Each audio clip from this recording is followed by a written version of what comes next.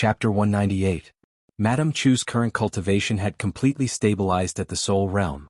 The gray-robed elder might already be at the peak of the Fourth Realm, but under the consumption of Li Mu's 2 Earth-rank Fulu, his blood essence was greatly damaged, and his magic power was less than 10%. Madame Chu was enough to deal with him. Li Mu put away the stack of Fulu in his hand. This was actually the reason why cultivators from other sects rarely provoked the disciples of the Fulu school. For hundreds and thousands of years, the Fulu school's research on Fulu had reached the peak.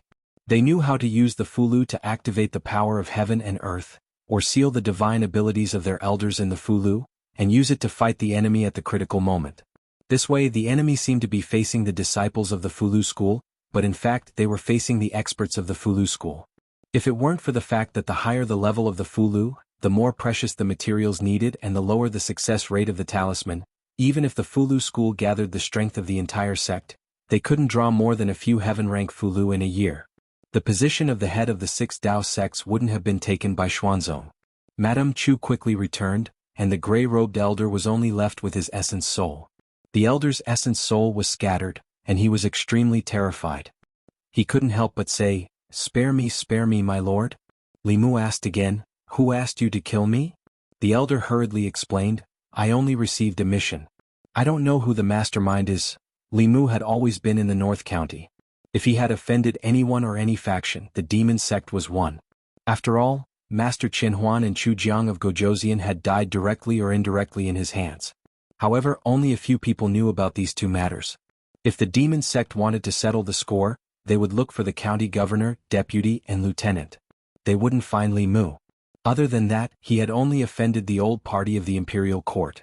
The brother of the county magistrate of Yang County's wife, an assistant minister of the Ministry of Personnel, was a member of the old party. The incident in Yang County was caused by Li Mu, and because of Li Mu the old party's plot failed. It was very likely that the old party would secretly send assassins to deal with Li Mu. If Xiao Chen were to ask, he would not be able to get any information out of this old man. Li Mu glanced at him and said to Madame Chu, "Search his soul." Madame Chu shook her head and said, "His skills are higher than mine. I can't search his soul." "Li Mu, don't worry, I'll teach you."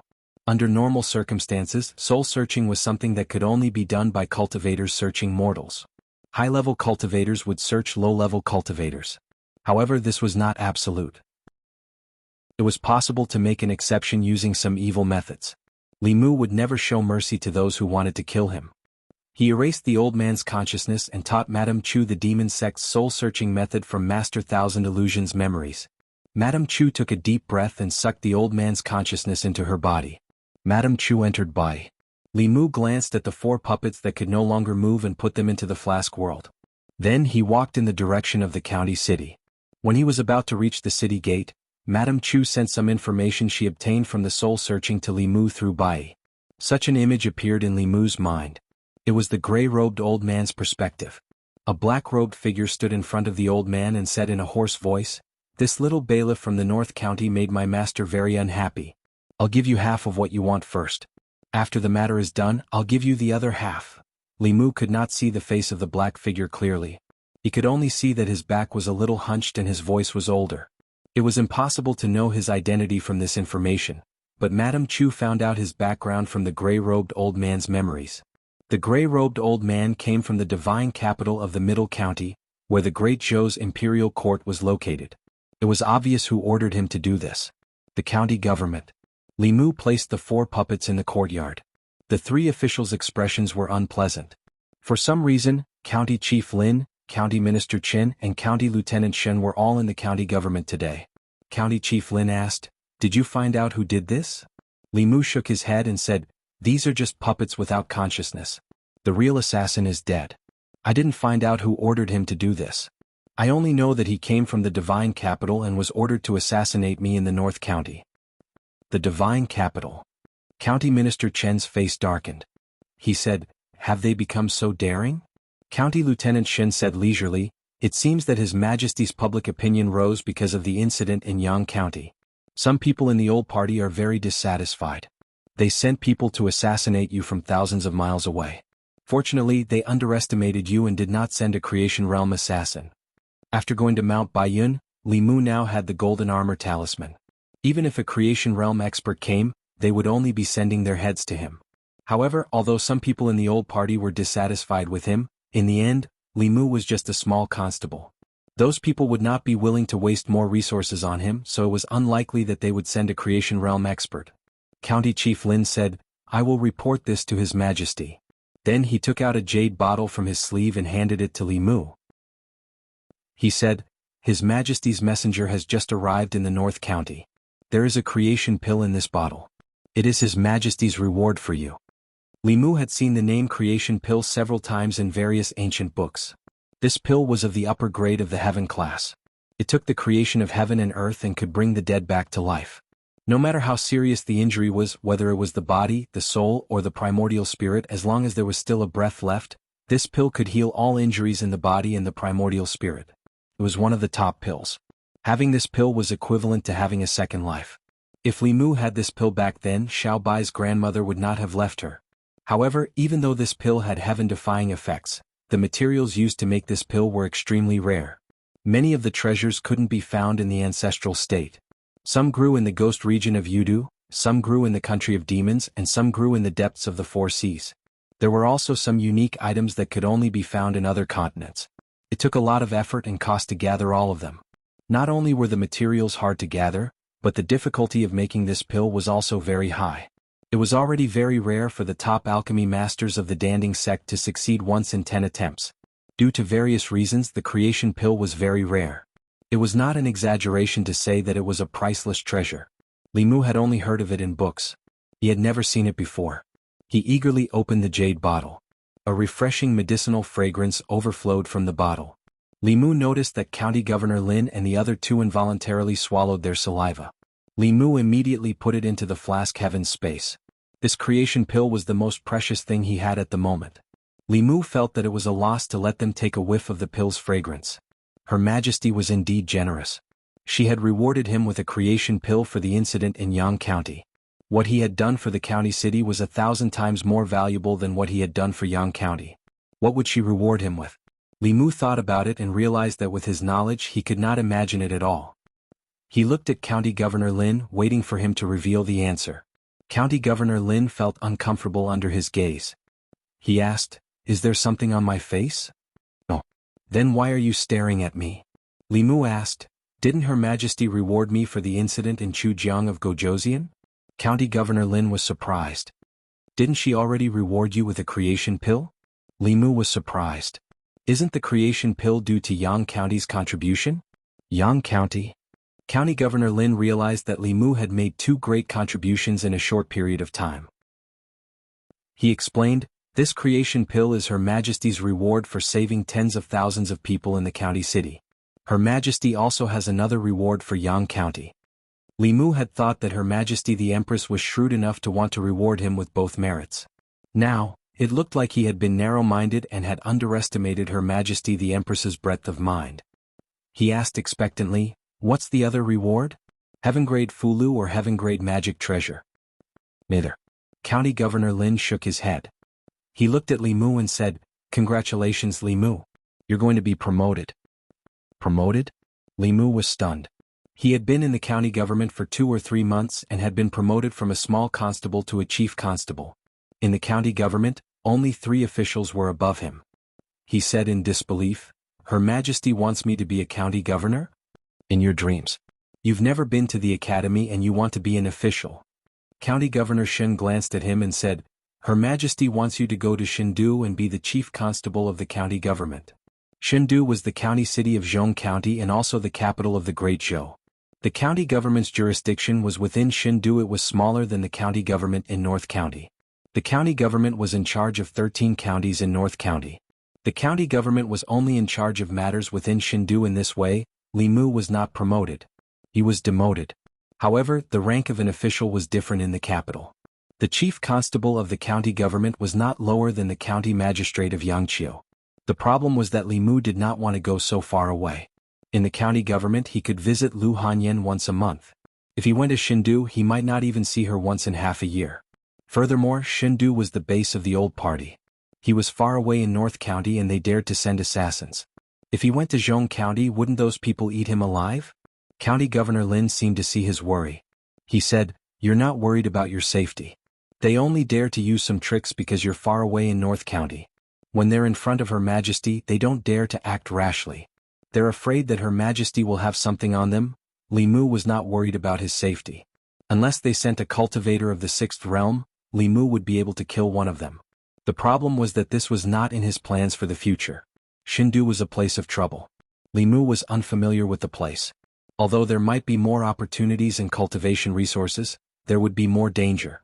He did not want to be involved in the political struggle between the old party and the new party. Li Mu looked at County Governor Lin and asked, "Can I not go?" County Governor Lin sighed and said, "In life there are many things that are beyond one's control. Whether you're willing or not, you can't change the fact that you're already Her Majesty's man. The old party has already noticed you. Even if you don't go to Shindu, trouble will follow." Chapter 199. Li Mu had already realized that life was out of one's control. As a constable, it was his duty to punish the evildoers, protect the people and uphold justice. His position was against the dark forces. Even though he had no intention of getting involved, what he did went against the interests of the old party. Even if he was no longer a constable, he could not change this fact. County Chief Lin looked at Li Mu and asked, "Why? Do you regret it?" It was impossible for him to regret it. Li Mu said calmly, "There are things a man can do and things a man can't do. As an official of Great Zhou, it is my duty to get rid of evildoers for the people. What's there to regret?" County Chief Lin said, "You don't regret offending the old party?" Li Mu laughed coldly, "I'm not even afraid of offending the heavens and earth. What's a mere old party to me?"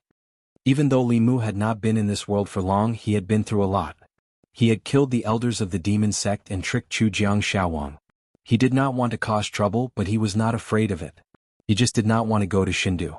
Now that he thought about it, from the perspective of cultivation, going to Shindu was undoubtedly better than staying in the North County. He had already emptied the county government's treasury. The county government's treasury was tasteless. Moreover, the items in the Earth Pavilion would be of little use to his future cultivation. In comparison, he would definitely gain more benefits by sucking up to the Empress. After all, she was willing to give Li Mu the cultivation pill, which was so precious that even Dongshan cultivators coveted it. This meant two things. First, she was a rich woman. Second, she was very generous. No one knew better than Li Mu how good it was to be a generous and rich woman. Before he met Lu Hanyin, he ate plain porridge and pickled vegetables. After he met Lu Hanyin, there were at least 4 dishes and 1 soup on the table. He wore good silk clothes and lived in a big house. He never had to worry about money. If he could become the Empress's confidant, he would be able to save at least a few decades of struggle on the path of cultivation. Lu Hanyin already had a master who was at the peak of Dongshan. In this year, her cultivation speed would definitely increase rapidly. After a year, it was inevitable that she would surpass Li Mu, which made him feel even more pressure. Lu Hanyin didn't want to be Li Mu's caged bird and be protected by him all the time. Li Mu also didn't want to hide behind his woman all the time. Occasionally, being behind her was a couple's romance, but being behind her all the time meant that he was living off her. Moreover, although the purpose of the struggle between the new and old parties was for power, at least Her Majesty truly cared about the people and the public opinion. From the incident in Yang County, one could see the difference between the new and old parties.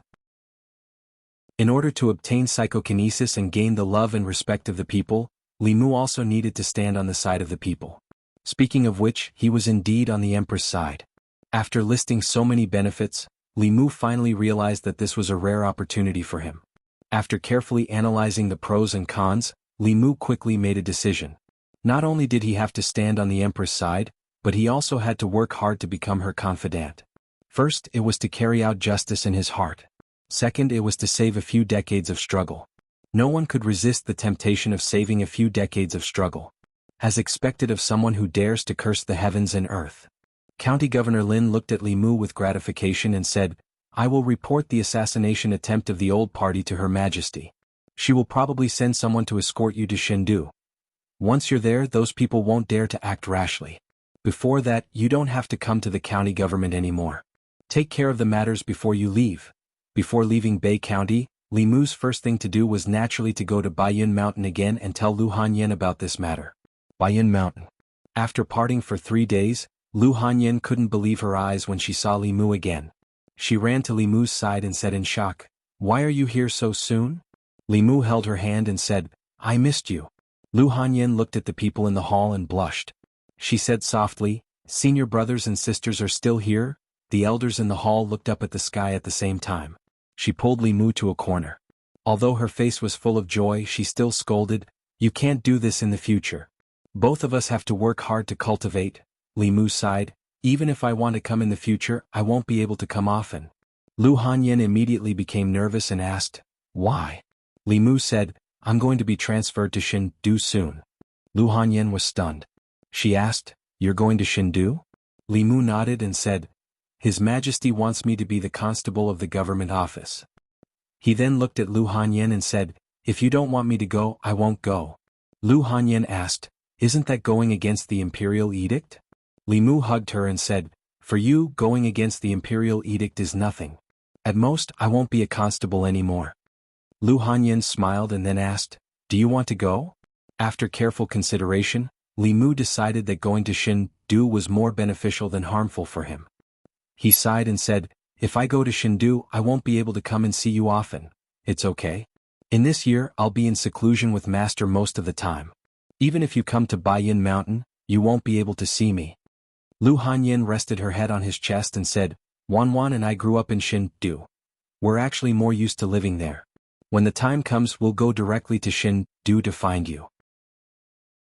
Although she also wanted to see Li Mu every month, she wouldn't interfere with his decision, just like how he didn't interfere with her.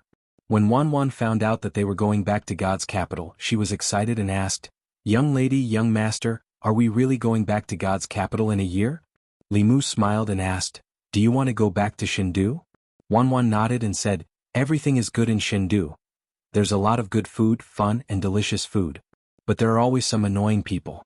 If it wasn't to avoid them, we wouldn't have come to North County.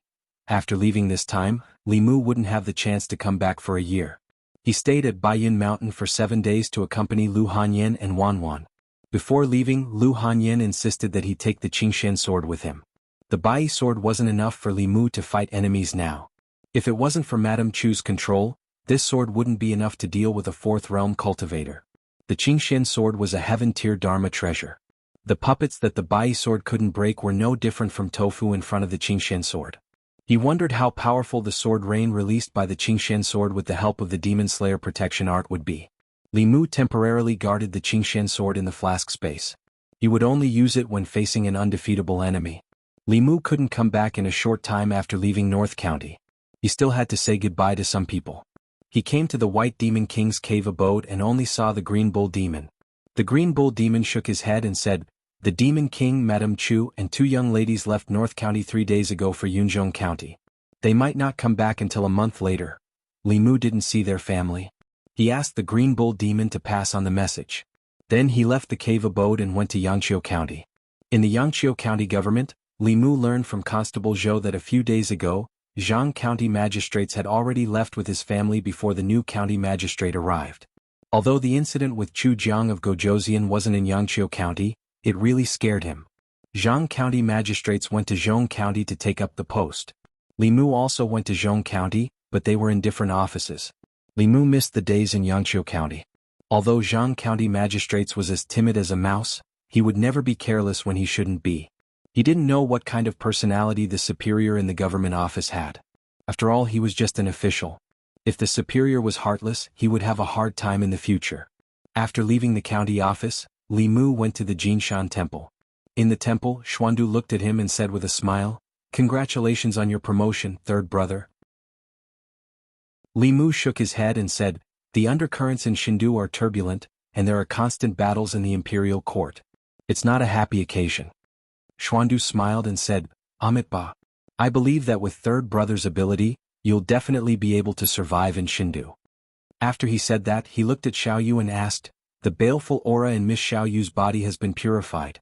What do you plan to do next? The young girl shook her head in a daze and said, I don't know either. I used to follow my father everywhere to beg, Xuandu said. Although His Majesty has absolved you of your crimes, the old party won't let you off so easily. Once you appear in their sights, you'll be in danger. If you have nowhere to go, I have a place to recommend. Xiaoyu asked, What place? Xuandu said, In the northwest of Zhu continent, There's a place that's shrouded in yin energy and ghost fog all year round. It's called Yudu, a country among ghosts. Countless yin spirits and ghosts live there. You'll feel more at ease there. Furthermore, the environment there is more beneficial for your cultivation. Li Mu wasn't unfamiliar with the name Yudu. The haunted house he and Lu Hanyin had opened in Yangqiu County was called Yudu. After Zhao Yang's death and Lin Wan's revenge, the place she went to was also Yudu. After careful consideration, Xiaoyu decided to listen to Xuandu and head to Yudu. Before she left, she knelt on the ground and kowtowed several times to Li Mu and Xuandu. She said, "Thank you, benefactor." "Thank you, master." Xuandu put his palms together and said, "I hope you can be kind to others in the future and don't harm the world." Xiaoyu stood up and nodded. Xiaoyu will remember. Actually, Li Mu had wanted to bring Xiaoyu with him. However, after the incident in Yang County, everyone thought that her soul had dispersed. If she appeared in Shindu and attracted the attention of people with ulterior motives, she would attract huge trouble. Shindu wasn't North County. There were countless strong practitioners there, and a fifth realm ghost had no right to protect herself. Even Chu Jiang of Gojoseon, who had successfully advanced to the sixth realm, wouldn't dare to be impudent in Shindu, let alone her. Secondly, Li Mu and Lu Hanyin had promised that in this year, other than Xiao Bai, there wouldn't be any other woman, female ghost, female demon, or any other creature with female characteristics around him for a long time. Chapter 200. The Bay of Clear Water. Li Mu stood by the river with two female ghosts, one big and one small, standing respectfully behind him. Li Mu asked, "She still hasn't come out of isolated cultivation?" The big ghost shook her head, "No." Li Mu sighed. If Su-He didn't come out soon, he probably wouldn't be able to see Su-He face to face. However, Su-He's enemy was in the capital. If she could escape the formation at the bottom of the Bay of Clearwater, she would definitely come to the capital. Li Mu only needed to wait for her in the capital. His only worry was that with Su-He's arrogant personality, she might take revenge by herself. Li Mu learned from County Captain Shen that Cui Ming was the prince consort and was at the 5th level. He would definitely be surrounded by experts. She wouldn't be able to take revenge by herself. Li Mu left behind a letter and told the two ghosts to personally hand it to Su-He when she came out of isolated cultivation. When he returned to the county capital, Li Mu was almost done with the arrangements before leaving. Zhang Shan was in charge of the Yunyan Pavilion's business. Plus, to the current Li Mu and Lu Hanyin, these gold and silver items were just numbers. "Don't worry about going to the capital. I'll be here." Zhang Shan patted his chest and promised, "I'm still waiting for you to open the Yunyan Pavilion in the capital. I wonder what the Emperor's place looks like." Li Si knew more inside information than Zhang Shan. He patted Li Mu's shoulder and said, "The capital is deep, be careful." This time Xiao Bai would be going with him to the capital. Although her cultivation was still low, the demonic aura on her body had been expelled by the demon transformation pill. In the capital, this meant that she had a master. Very few people would have other thoughts. Before the old cunning fox died, he passed Xiao Bai to him. Li Mu also promised her that he would take good care of Xiao Bai. After this period of interaction, Li Mu had already treated her, who was sensible and obedient, as a family. At night, he laid on the bed and stroked Xiao Bai's smooth fur. He asked, "Xiao Bai, what are your plans after taking revenge for your grandmother?" Xiao Bai's body stiffened and immediately said, "Benefactor, don't chase me away. I'll be obedient. I can never take human form and stay by your side." Li Mu gently stroked her and said, "I won't chase you away. No one will chase you away. You can take human form if you want. Sister Lu won't dislike it." Jealousy was a woman's nature. However, Lu Hanyin was not an unreasonable woman. She did not argue with Xiao Bai. On the other hand, Xiao Bai was so sensible that it made Li Mu's heart ache. When she had intimate contact with Li Mu, she would take the initiative to turn into a fox. Xiao Bai happily asked, "Really?" Li Mu nodded and said, "It's true." Then he felt a young girl's smooth body in his arms. Li Mu covered his eyes and said, "When I said you can take human form, I didn't mean any time and definitely not now." People often use the term fox spirit to refer to women who were extremely attractive to men. After having a real fox spirit in his house, Li Mu realized the basis of this saying. Xiao Bai did not realize how attractive she was when she took human form. She was already so attractive that people could not take their eyes off of her even when she wore clothes, let alone when she was naked. Li Mu wrapped her in a blanket and went to the courtyard alone to calm down. He also thought about Xiao Bai's situation. He had to avenge Xiao Bai's grandmother and the entire clan. However, Li Mu only knew the appearance of that human cultivator. It was impossible to find him. The divine capital was thousands of miles away. The chances of her finding her enemy were very slim. Li Mu tried his best not to remind her of those sad memories. He had been teaching her cooking for the past 2 days until Commandery Officer Shen came personally. There were 3 women with him. Among the 3 women, one was about 30 years old. Her appearance was average, but she was not weak. Conservatively speaking, she was a 5th realm expert. The other 2 were younger, about 25 or 26 years old. They looked delicate and pretty, and their strength was in the divine power realm. Commandery Officer Shen introduced, "These 3 are Her Majesty's internal guards. They came to the North region to escort you to the divine capital." Due to the assassination attempt, Commandery Officer Lin was worried that Li Mu would be attacked by the old party on the way to the divine capital. Therefore he reported this matter to the higher-ups. He did not expect that there would be people escorting Li Mu, and they were internal guards. The internal guards were the Empress' personal guards. They were not under the jurisdiction of the imperial court and only listened to the Empress. They were established only a year after the Empress ascended the throne. The Empress's internal guards were like the brocade guards, the Eastern and Western guards, that Li Mu was familiar with. They only listened to the Empress.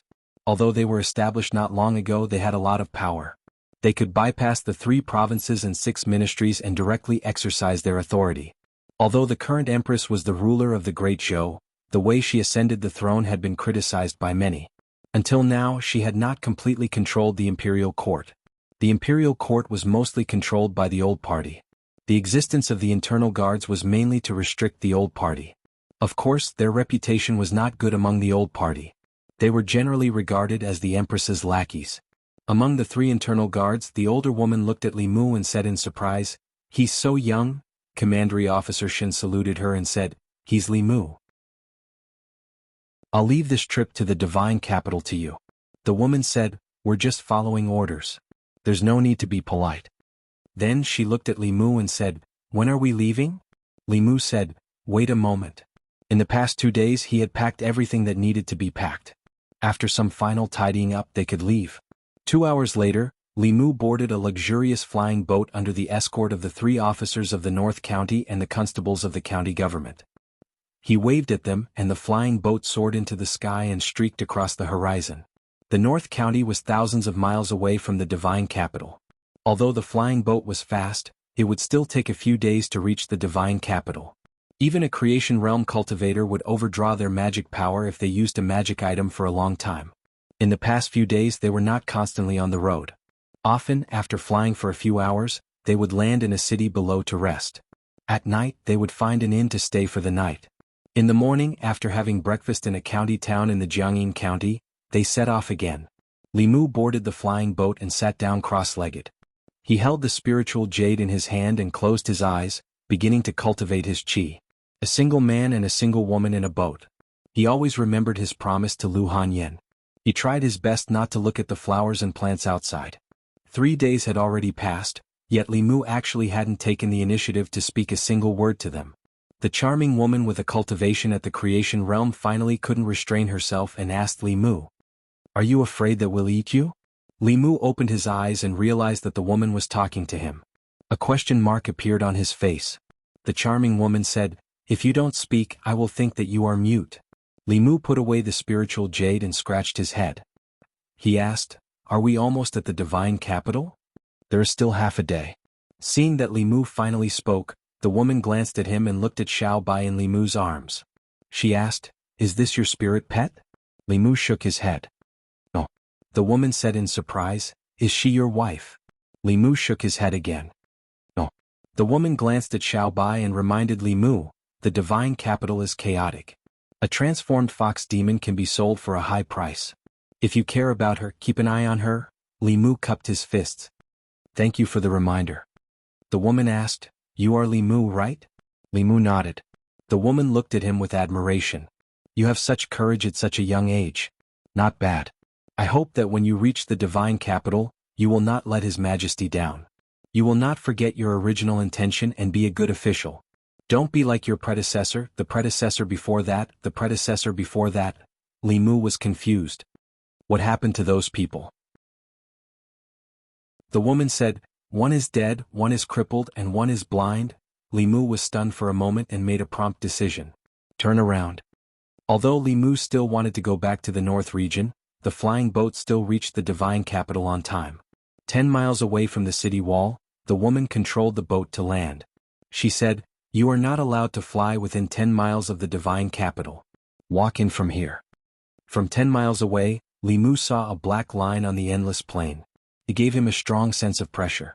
It was the city wall of the divine capital that was several hundred feet tall. The closer one got to the city wall, the more oppressive it felt. The towering city wall stood tall. When one stood below the city wall and looked up, one would feel a sense of inferiority. Xiao Bai in Li Mu's arms unconsciously lowered her head. The charming woman glanced at Li Mu and said, "Let's go." Through the deep city gate, what entered their eyes was an extremely wide street. It was more than 4 times wider than the North Region Main Street. The street was full of people and there were rows upon rows of shops on both sides. There was an endless stream of shouting. Standing in the middle of the street, Li Mu truly understood the weight of the 2 words, divine capital. The charming woman said, "Let's go. I'll send you to the government office. Our mission this time will be complete." After sending Li Mu to a government office, when Li Mu looked back, the 3 figures had disappeared. Li Mu looked up and walked up the stairs. 2 bailiffs stretched out their hands and asked, "Who are you?" Li Mu took out his appointment order. After the 2 read it, they looked at each other. When they looked at Li Mu again, pity appeared in their eyes. One of the bailiffs said, "So it's the new Constable Li. Come in, I'll take you to see the Commandant." The Divine Capital Government Office had 3 officers. They were the Divine Capital Magistrate, the Divine Capital Minister, and the Divine Capital Commandant. The bailiffs in the government office were all managed by the Divine Capital Commandant. This person was also Li Mu's immediate superior. This person's temperament and way of doing things were closely related to whether Li Mu would have a good time in the government office in the future. The bailiff brought Li Mu to a side hall. He knocked on the door and walked in saying, "Commandant, this is the new Constable Li of the government office." Li Mu stepped into the side hall and looked up. When he saw the man sitting in the hall, he opened his mouth and said in shock, "Sir Zhang." Zhang County Magistrates opened his eyes wide and said in shock, "Li Mu, why is it you?" Chapter 201. In the side hall of the Yamen in Luoyang, Zhang County Magistrates poured a cup of tea for Li Mu and asked in surprise, "Why are you in Luoyang?" Li Mu replied, "I was transferred here because of the Chu Jiang of Gojoseon incident." He looked at Zhang County Magistrates and asked, "Sir, how did you become a Shindu Commandant? I remember that you were transferred to a county in Zhongjuan to be a county magistrate. It's a long story." Zhang County Magistrate sighed and said, "Before I was appointed, the original Shindu Commandant was removed from his position and sent to prison. I don't know why the Imperial Court sent me to replace him." The change from Yangqiu County Magistrate to Shindu Commandant was not much of a difference in terms of jurisdiction. It was even smaller. However, the Yamen was directly under the Imperial Court and its administrative level was equivalent to that of a county. Zhang County Magistrates had been dormant in Yangqiu County for 10 years and finally achieved a 3-rank promotion today. Li Mu clasped his hands and said, "Congratulations, sir." "Congratulations? Congratulations my ass." Zhang County Magistrates drank the tea in his cup in one gulp and leaned back in his chair with a hopeless expression. He said, "It's not easy to be in this position. The Imperial Court changes several Shindu Commandants every year. It's better to be in Yangqiu County. I don't want to follow in the footsteps of my predecessor." He looked at Li Mu and said sympathetically, "It's not easy for you to be in this position. Do you know what happened to your predecessor, your predecessor, your predecessor, and your predecessor?" Li Mu said, "Dead, blind, and crippled?" Zhang County Magistrates was stunned. "How dare you come here if you know?" Li Mu sighed helplessly and asked, "I just found out. Sir, do you know the inside story?" Zhang County Magistrates nodded and said, "I've only heard about it. The arrestor before the Yamen was beheaded by His Majesty because of corruption and disregard for human life. The arrestor before the previous arrestor only took office for 3 days before he broke both his legs and resigned. The previous arrestor suddenly lost his sight the day before he took office." Li Mu said in shock, "How did that happen?" Zhang County Magistrates sighed and said, "The Yamen sounds impressive, but it's actually a coward. Nominally, it's in charge of everything in Luoyang, but it doesn't dare to manage 30% of the things that happen in Luoyang. The Yamen can't handle 30% of the things that happen in Luoyang.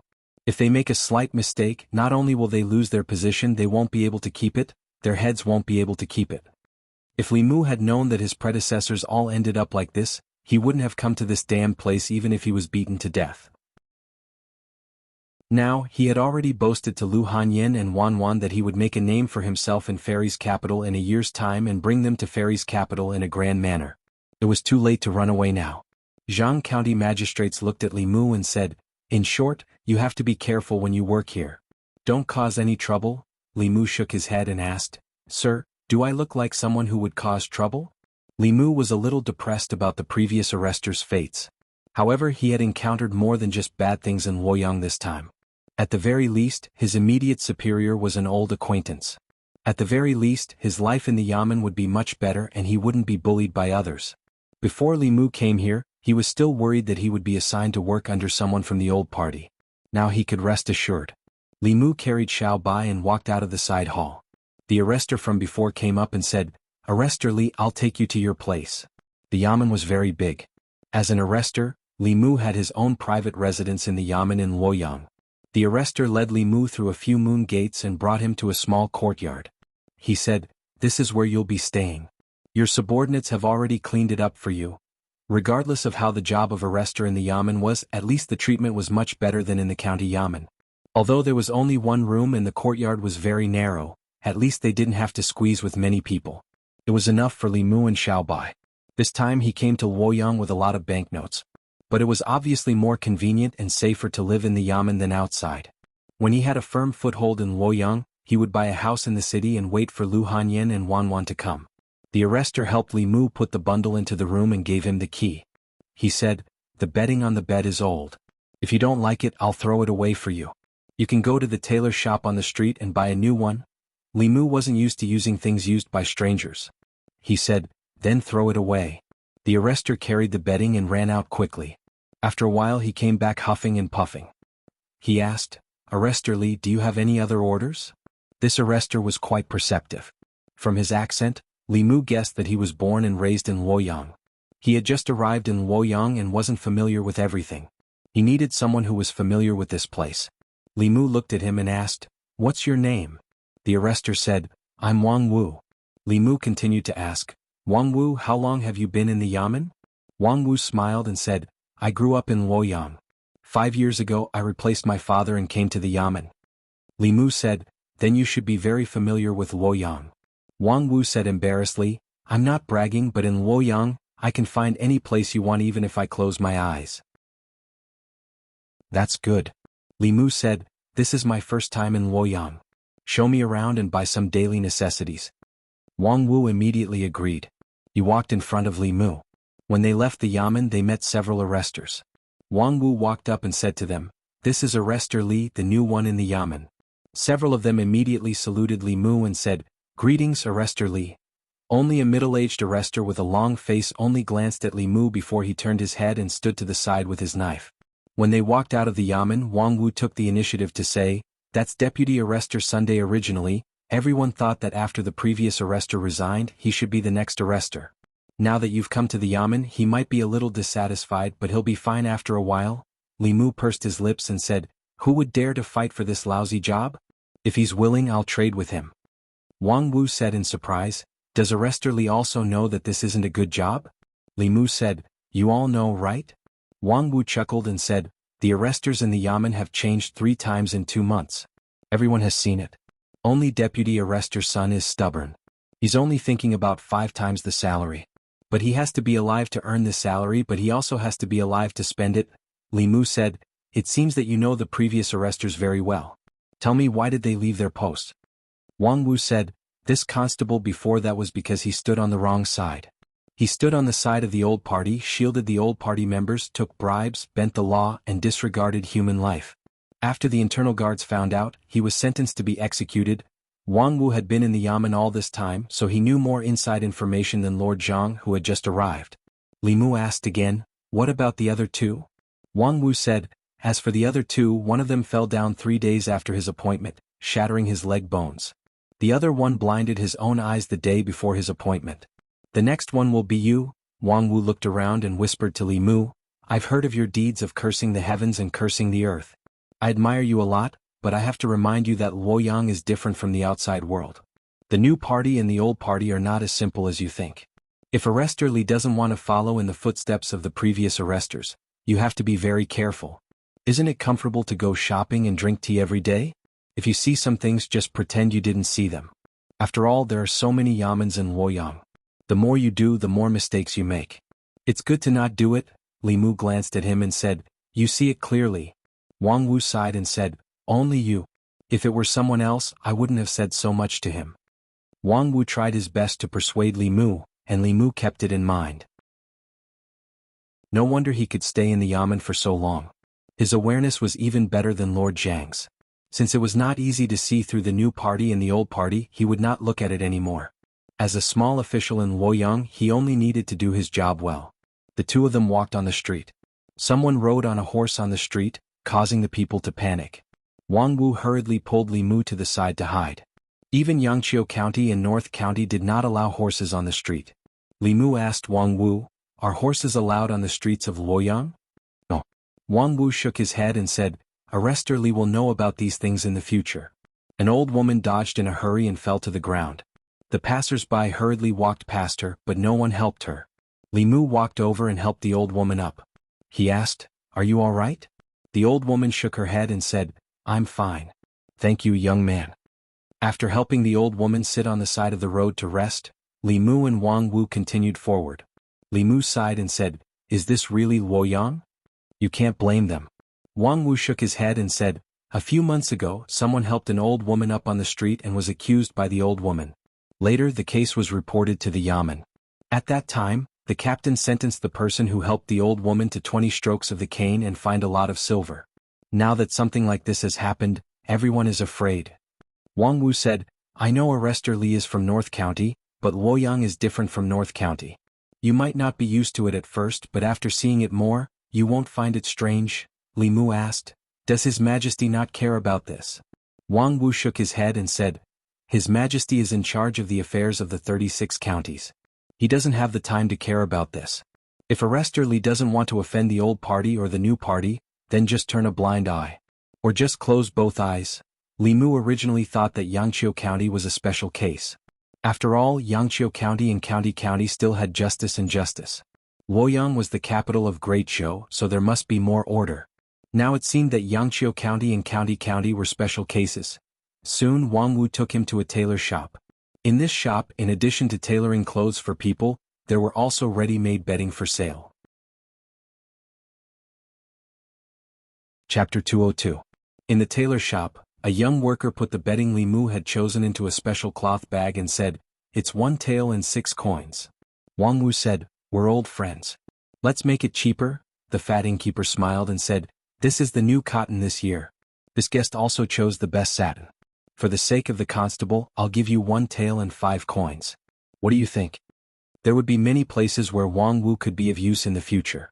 Li Mu tossed him an ingot of silver and said, keep the rest. Put it in the yamen and buy some wine for your brothers. Wang Wu took the silver and weighed it in his hand. It was at least 2 taels. The remaining money was equivalent to 2 months of his salary. Delighted, he said, thank you, boss. Seeing Wang Wu haggling with the innkeeper, Li Mu walked to the tailor shop and looked at the bustling crowd on the street. The salary of the constables in Luoyang capital was much higher than in Yangqiu County and the county capital. However, the cost of living in Luoyang capital was higher. With their meager salary, their lives must be tight. The cultivators in the yamen had other subsidies from the imperial court. Ordinary people like Wang Wu could only live on their salary. Although there were many cultivators in both the county and the city yamen, most of them were ordinary constables. Soon Wang Wu came out with a bag containing the bedding. Li Mu was about to buy something else when he heard a woman's panicked voice. You pervert. Li Mu turned around and saw a woman covering her chest with her hands, looking at an old man with shame and anger. The old man put his hand on his face and smelled it. His wrinkled face showed a trace of lust. He asked, you bumped into me by accident and now you're slandering me. Is there any law in Luoyang? The woman looked at the old man's arrogant face and felt fear. She wanted to leave. However, the old man reached out and blocked her way. He said, you bumped into me and now you want to leave? Fear appeared on the woman's face. She said in a trembling voice, What do you want to do? The old man clutched his chest and said, You've hurt me. Either you compensate me or you come with me to the yamen, the woman said anxiously. You were the one who molested me just now. Everyone please be reasonable. I didn't bump into him.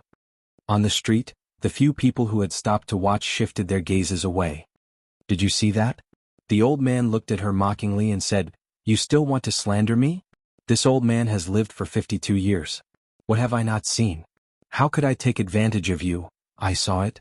You were the one who took advantage of this lady. You deliberately touched her chest with your hand.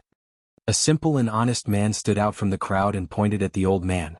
The old man's expression darkened as he said, Who do you think you are? How dare you spout nonsense here? Ignoring the man, he grabbed the woman's arm and said, Let's go. Follow me to see the official. The man stepped forward to stop him. He removed the old man's hand from the woman's arm. Perhaps he had used too much force, but the old man fell to the ground. His head hit the stairs by the street and blood immediately flowed out. The old man rushed over and hugged the man's leg. He shouted, Someone hit me. Someone hit me. The man looked anxious, but he did not dare to do anything to the old man. Soon 2 figures separated the crowd and walked in. They asked loudly, What happened? Wang Wu stood behind Li Mu and said, They're from the Ministry of Justice. There were many government offices in Luoyang. The Ministry of Justice, the Supreme Court, and the Censorate all had the power to handle cases. Among them, the Ministry of Justice was the one with the least sense of existence. When the old man saw the 2 officers from the Ministry of Justice, he said angrily, Why are you so late? I was hit by this fool. Hurry up and take him back to the Ministry of Justice. And this woman, she hit me and slandered me.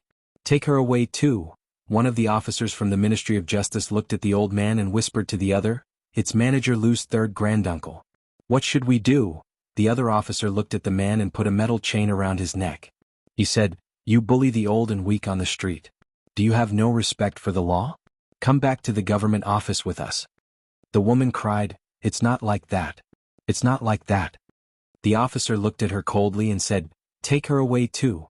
Li Mu noticed that when the 2 officers from the Ministry of Justice appeared, some of the onlookers' eyes lit up. However, the light in their eyes quickly dimmed. The crowd lowered their heads and began to whisper. He shouldn't have meddled in other people's business. If he's taken to the Ministry of Justice, he'll be caned at least 20 times. Didn't you hear what that person said? This old man is a relative of the manager of the Ministry of Justice. This man is finished. He can't stand out in the future. The 2 officers from the Ministry of Justice were about to take the woman and the man away when a voice came from behind them. Wait. One of them turned around and saw a young man walking out of the tailor's shop. He looked at them calmly.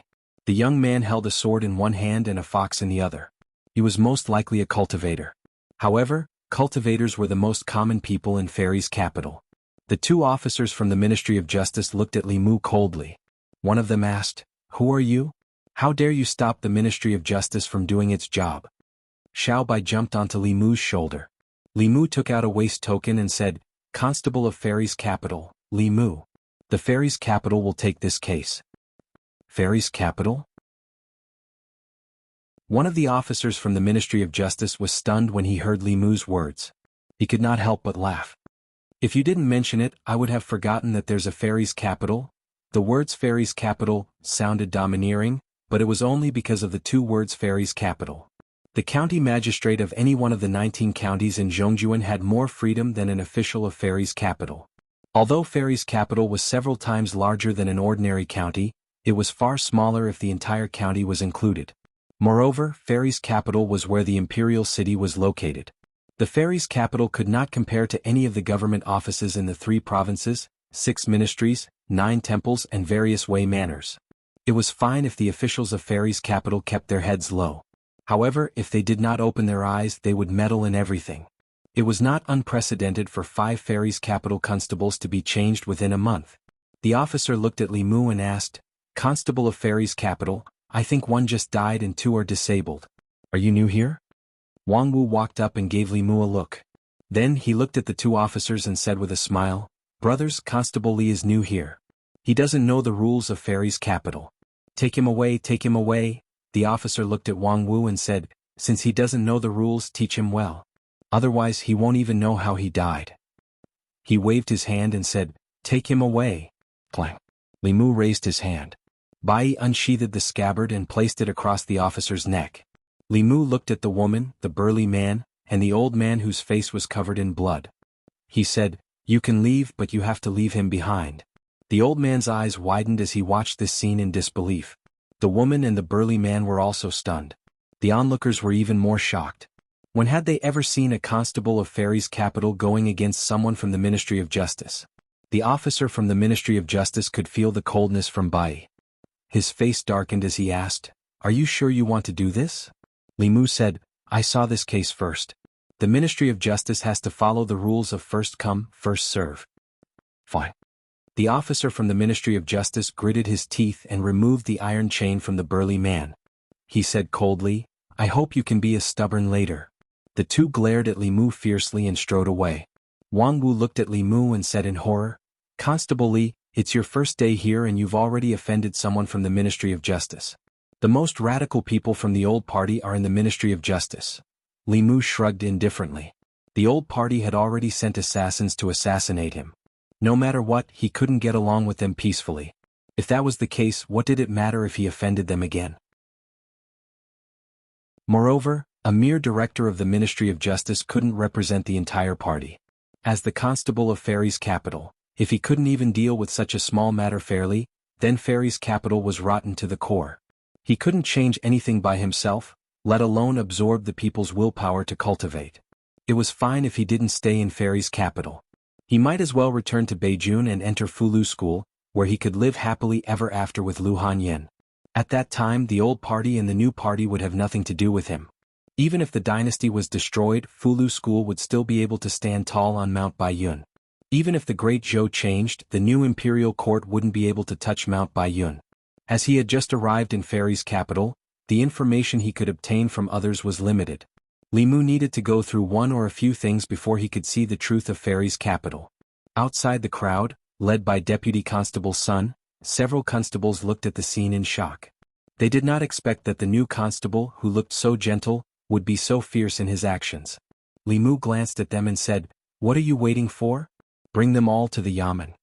The constables looked at each other and didn't move. Deputy Constable Sun looked at Li Mu with a complicated gaze. After a while, a trace of shame appeared in his eyes. He gritted his teeth and said, "What are you standing here for? Didn't you hear, Constable Li? Bring these three to the yamen." Only then did they run forward. The old man wiped the blood off his face and said, "Just you wait." Li Mu walked up to the woman and the burly man and said, "Let's go. When we reach the yamen, the Lord will give you justice." As the group of people walked towards the Shin Du yamen, some of the onlookers on the streets pondered for a moment before slowly following behind them. Wang Wu looked worried and muttered, "It's over, it's over. Such expensive betting won't last more than a few days." He raised his head and looked at Li Mu. Just as he was about to speak, Li Mu looked at him and said, "This has nothing to do with political strife. You just have to remember what you should do as a constable. I should make decisions for the people and uphold justice and fairness." Wang Wu lowered his head and said, "But we're just small fries. The people above can crush us with a flick of their fingers." In the yamen of Fairy's capital, the former county magistrate of Yangqiu, Zhang Chun, who had just been promoted to commandant, was drinking tea in the side hall. In Fairy's capital, a place he didn't know, it was definitely a happy thing to be able to meet one of his former subordinates. At least it gave him some psychological comfort. He had just picked up his teacup when he suddenly heard a commotion outside. Zhang Chun put down his teacup and walked outside. He saw Li Mu and a few constables walking into the courtyard. Outside the courtyard, there were countless people who were looking around. Zhang Chun was stunned and asked, "What's going on?" Li Mu told him what had just happened. Zhang Chun stared at him with wide eyes and asked, "You've only been in Fairy's capital for an hour and you've already offended the Ministry of Justice. Didn't you promise me that you wouldn't cause trouble?" "I can't ignore this." Li Mu pointed at the people who were looking around outside the yamen and said, "Sir, do you think I can just stand by and do nothing in front of so many people?" Zhang Chun was silent for a while before he sighed and said, "You're right. I can't ignore this case. Fairy's capital needs people like you. A good person shouldn't be unrewarded. Not only will this wrong the good person, but the people will also be disappointed." Li Mu looked at him and said, "Those who seek the people's livelihood shouldn't be frozen to death in the snow. Those who pave the way for justice shouldn't be trapped in thorns. Sir, you won't ignore this, right?" Chapter 203. The case of the burly man and the old man seemed like a small case. It was just a simple case of fraud. Even if the burly man was taken away by the Ministry of Justice, he would at most be fined some silver and be released after suffering some physical pain. The biggest problem was that this was a small case, but it was related to the greater good. The woman was molested by the old man. When everyone stood by and did nothing, the burly man stood up for justice and brought a ray of light to the deteriorating fairy's capital. If this rare ray of light was swallowed by darkness, who would dare to stand up for justice in the future? Protecting the burly man was protecting the bottom line of the law and protecting the kindness in the hearts of the people of Fairy's capital. Lord Zhang had been the county magistrate of Yangqiu for many years. He must know this principle better than Li Mu. Zhang Chun sighed helplessly and returned to the side hall. When he came out again, he was wearing his official hat. He straightened it with both hands and said, "Let the people outside in. We'll begin the trial." The three of them were brought to the court. Li Mu asked Wang Wu to walk to the entrance of the yamen and tell the people outside that the military chief had given them special permission to observe the case. The onlookers immediately swarmed in. Some who did not know what was going on followed in to join in the fun. In an instant, the courtyard in front of the court was filled with people. There were even people who stood at the periphery to watch from afar. They had been in Fairy's capital for many years, but this was the first time they saw such a grand occasion in the Fairy's capital yamen. "I've seen this old dog before. Just because he has a relative in the Ministry of Justice, he molested women on the streets all day long. If he's caught, he'll turn the tables on them. Many women have been taken advantage of by him. In the past, he would rely on the Ministry of Justice to deal with such cases. Why is he in the yamen today? You didn't see it just now. He was almost taken away by the Ministry of Justice. That young constable even held his sword to the Ministry of Justice's neck and brought him back. Is the new constable so tough that he even dares to offend the Ministry of Justice? I don't know. I heard that the military chief is also new. Let's see what he's going to do." In the court, the woman knelt on the ground and cried, "Sir, I've been wronged." Zhang Chun looked at her and asked, "What grievances do you have? Tell me everything." The woman pointed at the old man and said, "When I was walking on the street, this man tried to molest me. Then he falsely accused me and tried to force himself on me. Fortunately, this big brother saved me. Sir, please give me justice." "My lord, don't listen to his nonsense." The old man's face was filled with anger as he said, "She was clearly the one who bumped into me, yet she's framing me for taking advantage of her." The burly man knelt on the ground and said, "This commoner saw it very clearly. He was the one who molested this lady first." The old man said, "You're with her." Zhang Chun looked at the people in the courtyard and asked, "If there are other witnesses, you can directly walk to the court." After a short moment of silence, a few people had already raised their feet, but they stopped. This old man had connections with the Ministry of Justice. Although they were also furious in their hearts, they were afraid of being implicated and bringing trouble to themselves. Therefore they did not dare to stand out. Seeing that no one was testifying, the old man raised his head again and said, "See, the crime of slander is punishable by flogging according to the law." Zhang Chun suddenly looked into his eyes and said, "What's the whole story? Tell me honestly." The old man met his eyes, and the expression on his face gradually became sluggish. He muttered, "Yes, I saw that this young lady was quite beautiful and had a full chest, so I purposely bumped into her chest." Li Mu looked into Lord Zhang's eyes and found that his eyes were incomparably deep, making people feel like they were about to sink into them. Li Mu had seen him use the soul-sucking technique before. This time it was far more powerful than last time. His cultivation had probably advanced to the fourth realm. The ranks of the officials in the imperial court did not correspond to their cultivation. Many of the officials in the imperial court had never cultivated. However, in general, the cultivation of some important positions, such as the prefectural governor, would not be lower than the creation realm. In principle, those at the fourth realm could take on any official position. After the old man regained his senses and saw the way the crowd looked at him, he quickly realized what had happened. He said loudly, "You're deliberately framing me. I request the Ministry of Justice to review the case." "You can't do this to me." Zhang Chun waved his hand and said, "Molesting a woman on the street, refusing to admit guilt, and disturbing the court. You'll be punished for several crimes. Drag him out and flog him 20 times." Deputy Constable Sun ordered 2 people to drag him out. Soon, screams rang out in the yard of the yamen. Under the law, everyone was treated equally. This person's crime would not be absolved just because he was old. The bailiffs who carried out the punishment were all cultivators. They knew how to make him feel the greatest pain without causing him to be seriously injured or die. Stop. After the last flogging, an urgent voice came from outside. The two bailiffs from the Ministry of Justice that Li Mu had just seen ran in with a middle-aged man. The middle-aged man walked straight to the old man and found that he had fainted. The middle-aged man's face was gloomy. He said, "Who stole my man?" The two bailiffs pointed at Li Mu. The middle-aged man said coldly, "Stop the Ministry of Justice from handling a case. Take him away." Zhang Chun walked over and asked, "Who are you?" The middle-aged man said arrogantly, "I'm Su Zhong, the head of the Ministry of Justice." "What rank?" "What?" Zhang Chun's face darkened. He asked, "I'm asking you, what rank are you?" Su Zhong was stunned. He said, "9th rank." Zhang Chun shouted and asked, "What right do you have to call yourself, sir, in front of me?" Su Zhong was stunned.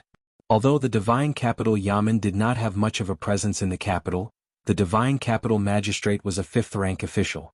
The Divine Capital Commandant was a 6th rank official. They were indeed much higher than a 9th rank official like him. He did not expect the Divine Capital Commandant to be so disrespectful to the Ministry of Justice. When Su Zhong spoke again, he was slightly weaker. He said, "The Ministry of Justice investigated this case first. I finished handling the case." Zhang Chun pointed at the old man who had fainted and said, "This man is disrespectful. First he molested a girl on the street. Then he disturbed the court. I've already punished him with 20 strokes. If you think that's not enough, you can bring him back to the Ministry of Justice for another sentence." Su Zhong opened his mouth and said, "There are still some suspicious points in this case. Don't you think it's a little too hasty for you to finish the sentence so quickly?" Zhang Chun pointed at the people in the courtyard and asked, "These people were all here when I was handling the case. Ask them if there are any suspicious points in this case." Su Zhong looked at the people with a dark expression. The people could not help but take a step back. However, in the next moment, a voice came from the crowd. "There are no suspicious points." Su Zhong looked over. Before he could find the person who spoke, another voice came from another direction. "I saw this old fart molesting that girl with my own eyes. This old fart is a habitual offender." "You're right, sir. You should have done so long ago." Several voices came from the crowd. Zhang Chun looked at the crowd again and asked, "Does anyone have any suspicious points?" "No.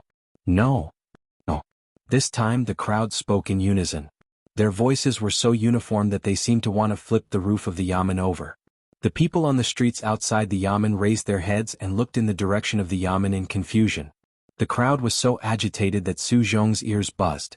He could only leave with his tail between his legs. Before he left, he ordered the 2 yamen runners from the Ministry of Justice to carry the unconscious old man away.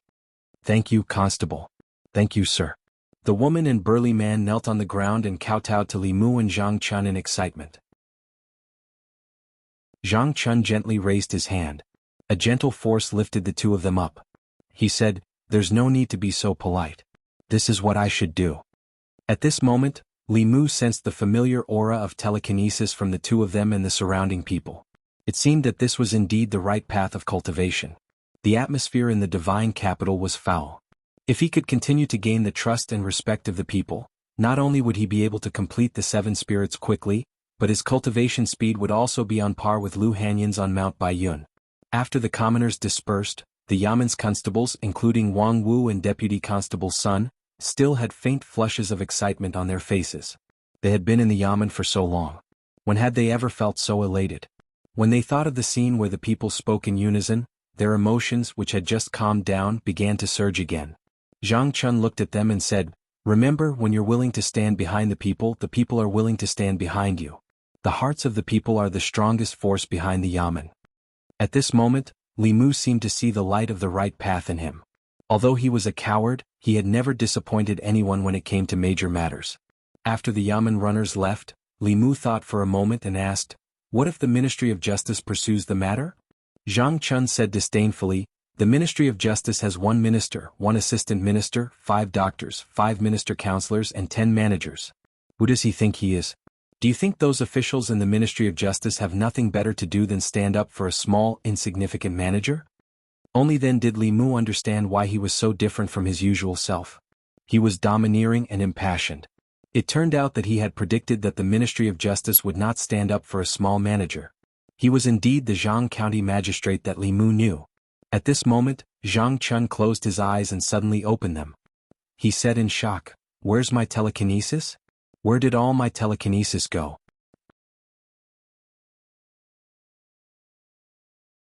Chapter 204. The officials of the Great Zhou were upholding justice and making decisions for the people. After gaining the trust of the people would naturally generate psychokinesis towards them. This was an advantage that Taoism and Buddhism did not have. It was also the foundation of a country that could firmly suppress these sections. The psychokinesis generated by the people had been completely absorbed by Li Mu. Li Mu looked embarrassed and said, "Next time I'll definitely leave some for you." Zhang Chun glared at Li Mu and said, "I've been busy for so long and you're getting all the benefits?" Li Mu said, "I couldn't control it this time. Next time I'll be more careful." "There's still a next time?"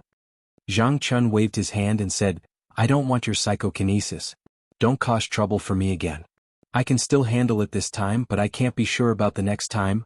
I'll try my best." "I don't want you to try your best. I want you to promise me." Okay. "I promise." Li Mu gave him a perfunctory promise. His promise to Lu Hanyan was a promise, but Li Mu could not guarantee Lord Zhang's promise. After all, he could promise not to cause trouble, but he could not guarantee that trouble would not cause him trouble. As a constable, it was his duty to seek justice for the people, punish evil and uphold justice for the people. This could not be considered causing trouble at all. Zhang Chun thought for a moment and said, "No, you're new here. There are many things you don't understand. I still have to remind you of the people and forces in Fairy's capital that you must not provoke." Li Mu thought for a moment and asked, "The old party?" Zhang Chun asked, "Why do you think it's the old party?" Li Mu had heard about the old and new parties from Constable Zhao. He said, "The nobles led by the Shao royal family have always wanted the Empress to stay in the Shao family. They've been working hard to make the Empress lose the people's support." Zhang Chun shook his head and said, "It's not that simple whether the new party is black or white. I can't explain it clearly to you, but you'll see in the future. In short, no matter who is black or white, it's best not to provoke the people of these two parties, especially the former imperial family members and the current Empress's Zhou clan. Other than these two, the Yamen of the 3 provinces, 6 ministries and 9 temples aren't people that we can afford to offend. There's another group that we can't afford to offend, and that's the 4 academies. More than half of the officials in the current royal court are from the academies. Offending the academies is equivalent to making an enemy of the entire royal court." As Li Mu listened, he finally understood that as the arrestor of the Luoyang government, there were 2 people he could not afford to offend. He couldn't afford to provoke this and that. It was no wonder that the Divine Capital Magistrate and Divine Capital Deputy were nowhere to be seen. If nothing happened in the capital, they were useless here. If something happened in the capital, they would not be able to handle it. That was why they left a Divine Capital Commandant to take the blame. Li Mu had a clearer understanding of the situation in the Luoyang from Lord Zhang. The old party was just a general term.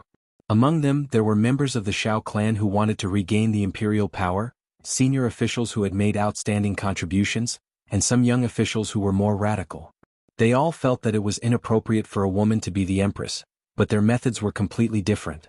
Some were conservative while others were radical. The conservative wanted to seize power peacefully, while the radical wanted to stir up conflicts in the Luoyang and the 36 counties. They wanted to destroy the foundation of the empress's rule by sowing discord among the people. As for the new party, it was the power of the officials in the royal court led by the Zhou clan. The Zhou clan was the empress's maternal family. When the empress ascended the throne, the Zhou clan helped a lot behind the scenes. After the empress ascended the throne, they became the most prestigious clan in the Great Zhou. They attracted many officials who wanted to curry favor with the empress and quickly strengthen their power in the royal court. The new party led by the Zhou clan not only supported the empress, but also wanted to pass the throne to the descendants of the Zhou clan after the empress abdicated. This was the most intense and irreconcilable conflict between the old party and the new party. Although Li Mu did not make a fuss about a woman becoming the empress, in the end Wu Ziqin still belonged to the Li clan. The current empress was only trying to seize power, but the Zhou clan wanted to steal the country. After knowing this, Li Mu felt some sympathy for the empress in the palace. Although she was the ruler of the Great Zhou, the power in the royal court was basically divided between the old and new parties. The old party opposed her while the new party supported her. But in the end, they wanted to use her hand to steal the country from the Shao clan. Zhang Chun saw that Li Mu was a little distracted. He coughed heavily and asked, "Do you remember what I said just now?" Li Mu nodded. "I remember." Zhang Chun said, "Then tell me in Shindu which people and powers can't be offended?" Li Mu repeated, "The 3 provinces, 6 departments, 9 temples for academies, the imperial family, the Zhou clan, they can't be offended." Zhang Chun nodded and sighed in relief. But for some reason the more Li Mu assured him, the more uneasy he felt. After the head of the Ministry of Justice left, the capital office remained calm and peaceful. Nothing happened. Li Mu was puzzled.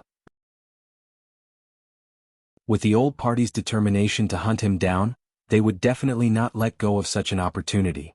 The Ministry of Justice was considered the radical faction of the old party. If the assassination in the North County was really related to the old party, Li Mu would definitely be the target of the Ministry of Justice.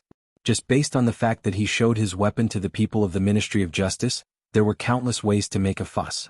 However, the Ministry of Justice did not say anything. When he first came to Shindu, he wanted to use this as an opportunity to test the old party and at the same time find out the Empress's attitude. In the end, not only did the old party fail, but the Empress also failed. Li Mu thought about it carefully and guessed that the Empress was busy every day and would not know about such small matters. She might have forgotten that she had just transferred a small bailiff from the North County to the imperial capital. This was not a good thing for him, who wanted to ride on her coattails. He still needed to wait for an opportunity to make the Empress pay attention to him. Imperial Palace. In a certain dark palace. Behind the curtain, a dignified voice said, "Those who carry the people's firewood should not be frozen to death in the wind and snow. Those who pave the way for justice should not be trapped in thorns." Is this what he said? The young female official stood in front of the curtain and said, "He just arrived in Shindu today. In less than an hour he snatched this case from the Ministry of Justice. Many people saw it with their own eyes. Let's wait and see. When the time is right we can lure him into the inner guard." The dignified voice paused and asked, "How is the investigation of the assassination in the North County?" The young female official lowered her head and did not speak. The Empress asked, "Have you found it?" The young female official said, "Yes." A gaze shot out from behind the curtain and swept across the young female official's face. After a while a cold voice slowly said, "Tell them that if there is a next time I will not show mercy." The young female official bowed and said, "Yes, Your Majesty." The voice behind the curtain was silent for a while and asked again, "That official is called Li Mu, right?" The female official lowered her hands and said, "Yes." The voice behind the curtain said, "He does not fear the heavens and the earth, nor does he fear power. I hope that he can hold the firewood for the people and open the path for justice. Pass down my orders." Shindu Yamen. In the side hall 2 people were drinking tea. Zhang Chun brewed a cup of tea and asked, "How is the taste?" Although Li Mu did not know much about tea, he knew that when Sir Zhang was still the county magistrate of Yangqiu, he liked to drink tea. His tea would naturally not be ordinary. He said, "Good tea." There were 3 officers in Shindu Yamen, but only the commandant of Shindu was stationed here. This was because the magistrate of Shindu and the deputy of Shindu changed too frequently. Later on, other officers took up the role. These officers were usually busy with their own duties and did not want to come here. Only the commandant of Shindu was left in the Yamen to handle the daily chores. If one ignored the word Shindu, the commandant of Shindu was actually just a county magistrate in other counties. He did not need to care about other things in the Yamen. Chasing criminals, arresting robbers, solving cases, and other tiring tasks were usually done by the county magistrate. Yangqiu County was just a small county. There was no deputy or commandant. At that time, Zhang County magistrates had no one to share his duties with. Other than managing taxes, education, and the economy, he also had to manage public security. After being transferred to Shindu and not being a county magistrate, he had a lot more free time. When he was free he would ask Li Mu to drink tea together. Li Mu drank tea while listening to his complaints. Shindu sounds good, but it's not as good as Yangqiu County. In Yangqiu County I can do whatever I want, but in Shindu I have to be humble. Not only do I have to act like a grandson, but the things in the divine capital are also extremely expensive. How dare they charge 10 copper coins for a bowl of ordinary noodles? I originally wanted to work for a few years and buy a house in the divine capital, but after doing some calculations I realized that with my salary after working for a few years, I can only afford a toilet. Li Mu expressed his sympathy for him.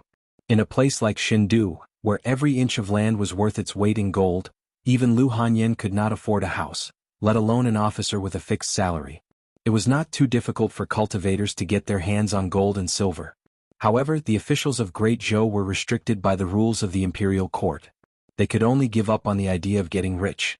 Before Li Mu could finish his cup, Deputy Constable Sun suddenly ran in to report that someone from the palace had arrived. The two of them did not dare to delay and immediately walked out of the side hall. A figure stood in the yard of the yamen. It was the charming woman who had sent Li Mu to Shindu. The charming woman glanced at Li Mu and said, "Listen carefully to Her Majesty's verbal instructions." Zhang Chuanzai and Li Mu straightened their bodies and stood in the yard. Li Mu was puzzled as to what the Empress's decree was and whether it had anything to do with him. Then he heard the charming woman say, "Constable Li Mu of Shindu, for punishing evil, upholding justice for the people, and curbing evil in Shindu, shall be rewarded with a house and 8 maidservants." Li Mu was stunned. He thought that the Empress had not noticed him. He did not expect that in less than 2 hours after the incident, the Empress would give him a reward. Zhang Chuanzai was also stunned. Even Li Mu, the arrestor, had received such a generous reward. Not only was he given a house, but he was also given a maidservant. Wouldn't he be rewarded even more as the commandant, the real hero of this case? He held his breath and concentrated, afraid that he would miss a single word from the woman. However, after the charming woman finished talking about Li Mu, she did not say anything else. Zhang Chuanzai raised his head and asked in confusion, "What else?" The charming woman shook her head and said, "Nothing else."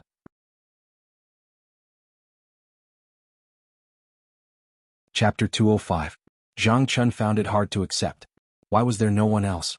He was the commandant of Divine Capital. He was the one who upheld justice for the people. He was also the one who faced the pressure from the Ministry of Justice alone. Yet the Empress only rewarded Li Mu. She did not even mention him. Things should not be like this. Where was justice?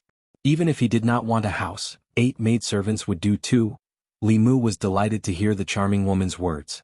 Of course, he was not happy about the 8 maidservants. He had only been in Divine Capital for a little more than 2 hours and he had already received such a reward. This meant that he had entered the Empress's sight. He was one step closer to hugging her thigh. This time the reward was a house and maidservants. Next time it might be cultivation resources. Li Mu cupped his hands and bowed. "Thank you, Your Majesty." Ordinary people had to kneel when they saw the emperor. Cultivators only respected heaven and earth, not the emperor. Then he said to the charming woman, "Sister, can I ask Her Majesty to take back those maidservants?" The charming woman glanced at him and asked, "Why? You don't want them?" If Lu Hanyan knew that Li Mu had 8 maidservants in Divine Capital while she was cultivating hard on Mount Baiyun, she would probably be jealous. During these days in Divine Capital, Li Mu only needed Xiaobai by his side. Li Mu was embarrassed to say that his family was strict. He could only say, "My salary is meager. My family can't support so many people." The charming woman asked, "Do you want a house?" Li Mu immediately said, "Yes, of course." Without a house, where would Lu Hanyan and Wanwan stay in the future? This reward solved a big problem for Li Mu. The charming woman nodded and said, "I'll return to the palace and report to Her Majesty." Li Mu sent her out of the government office. The charming woman suddenly stopped in her tracks and said in a low voice, "Be careful of the Zhou family." Li Mu was stunned. He was about to ask again when the charming woman walked away. "Zhou clan?" Li Mu mumbled. The Zhou family was the Empress's relative and was the most powerful family in the Divine Capital. The Zhou family and the officials who relied on the Zhou family for survival had been fighting with the old party for many years and had a firm control over the entire imperial court. She wouldn't remind Li Mu to be careful of the Zhou family for no reason. There must be a reason behind it. Logically speaking, Li Mu had offended the old party and was assassinated. Even if she wanted to remind Li Mu, it should be to remind him to be careful of the old party, not the Zhou family.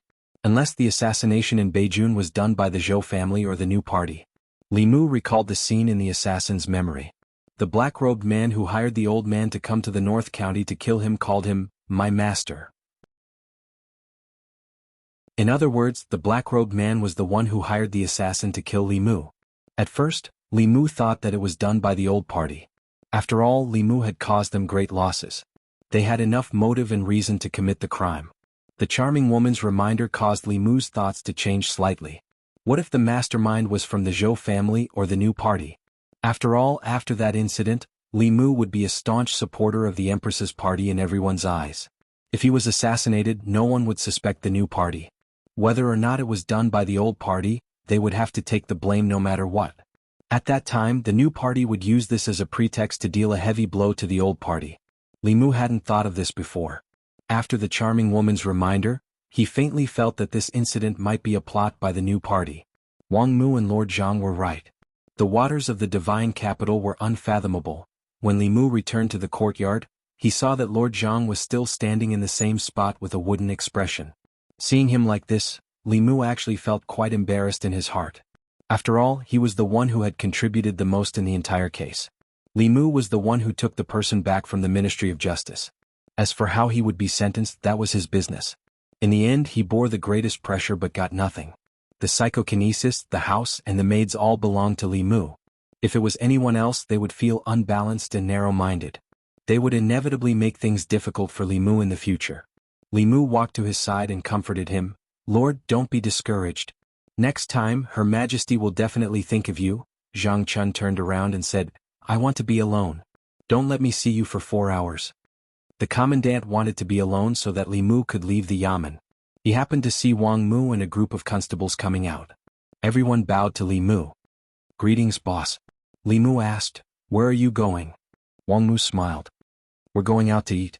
Boss, do you want to join us?" "Let's go." Li Mu waved his hand and said, "It's my treat today. You can choose the place. I'll pay for it." Boss is generous. Drifting Fragrance House, Drifting Fragrance House. It must be Drifting Fragrance House. The constables made a commotion.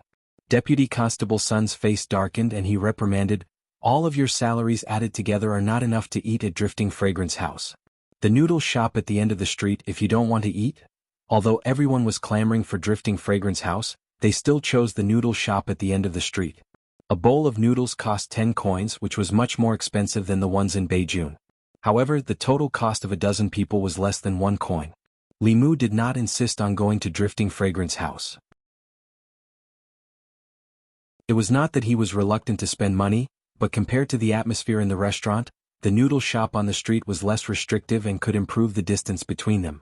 The reason why he treated everyone to a meal on his first day in the capital office was to get closer to the constables under him. There were dozens of constables in the North County. The actual jurisdiction of the Divine Capital was even smaller than that of Yangqiu County. The number of constables was about the same as the county government. There was 1 constable, 1 deputy constable and 16 constables. Including Li Mu and Deputy Constable Sun, there were 6 cultivators. All of them were in the Divine Realm. The other 10, like Wang Wu, grew up in the Divine Capital. They inherited their ancestral business and were ordinary people who had never cultivated before. After Deputy Constable Sun sat down, he looked guilty. He cupped his hands at Li Mu and said, "I was disrespectful to Constable Li just now. I apologize to you here. I hope you don't mind." At first he still held a grudge against the imperial court for sending a constable out of nowhere and taking his position. However, after seeing the scene with his own eyes, he had to admit that Li Mu was brave. If it were him, he would definitely pretend that he did not see it. The capital office and the Ministry of Justice were on completely different levels. Li Mu gently stroked Xiao Bai in his arms and said to Deputy Constable Sun with a smile, "Let bygones be bygones." Constable Sun picked up his bowl and said, "I'll use tea as wine to toast Constable Li." The other constables around also shouted, "Boss is a real man." When have we ever held our heads high in front of the people from the Ministry of Justice? When we beat up that old man, it was so satisfying. Even I wanted to do it. Because there were too many government offices in the Divine Capital, the capital office's presence was extremely weak. It was so weak that many people had forgotten that there was such a government office. In the past, when they encountered something, they would avoid it. They had never experienced the feeling of many people standing behind them and cheering for them. Although all of this was not because of them as constables of the capital office, it did not prevent them from sharing this glory. "The noodles are here." The owner of the noodle shop smiled as he served a few bowls of noodles. Wang Wu picked up his chopsticks and asked curiously, "Why is there so much noodles today?" The owner of the noodle shop smiled and said, "I was at the capital office just now. When I saw the lords punishing that villain, I was very happy. Lords, please eat as much as you want. Today's noodles are free. The owner of the braised meat shop next door brought over a large pot of braised beef and said with a smile, "How can we just eat noodles without meat? There's still meat in the pot. Lords, if you don't have enough, you can come and get more. Today's meat is free too." This street was very close to the capital office. Many people had entered the capital office to watch the commotion. The group of constables sitting here quickly attracted the attention of the surrounding vendors. "Lords, this is my shop's pastry candied fruit. You must try it. Lords, you can divide this basket of apples when you leave later. Waiter, quickly bring some jars of wine to the lords. Bring that 20-year-old newer Hong too." The constables looked at the table piled high with the things that the surrounding people had brought over. They looked at each other. Deputy Constable's son looked embarrassed and shook his head. "I'm ashamed. This is what the government office should do." In the eyes of the people, it has become a rare thing. Li Mu picked up his chopsticks and said, "Eat. When you do things in the future, remember to think of these people." What he saw was not only the things on the table but also the thoughts of the people. He also saw the psychokinesis in their bodies. Those who made decisions for the people would be trusted by the people. The power of the people's faith was the fastest shortcut to cultivation. The constables lowered their heads and ate silently. No one spoke. Their expressions were thoughtful. Li Mu did not expect that after this incident, they would become direct officials who did not fear power. This was impossible. He just wanted them to feel this collective honor and plant a seed in their hearts. After eating the noodles, Li Mu insisted on paying, but no shop was willing to accept it. The noodle stall owner shook his head and said, "Sir, I really can't accept today's money. Otherwise I'll be criticized behind my back." Li Mu's insistence was fruitless, so he did not insist. After thanking everyone, he carried Xiao Bai back to the government office. Before he left, the tavern owner even gave him a small jar of newer Hong. The 3 years of conflict between the old and new parties had stirred up the atmosphere in Luoyang. The people who suffered were the people at the bottom. This justice that was supposed to exist was so precious in their eyes. As the constable of the Luoyang government, he had to make some changes. For the sake of justice and for the sake of cultivation. After entering the spirit realm, even with the help of spiritual jades, his cultivation speed had slowed down. Until today, when he received the psychokinesis from the people of Luoyang, his originally obscure Dharma power showed signs of speeding up. He did not care about the new party or the old party. He only did what he should do as the constable of the Luoyang government. Pleading for the people, punishing the strong, upholding justice and justice. These were his duties. As long as he did his job well, he would be loved and respected by the people and condense the last soul. In this process, he could absorb the psychokinesis and take the shortcut to cultivation. At the same time, he could help the Empress gather the people's support and hug the most powerful thigh in the Great Zhou. Killing 4 birds with 1 stone. Wasn't it beautiful?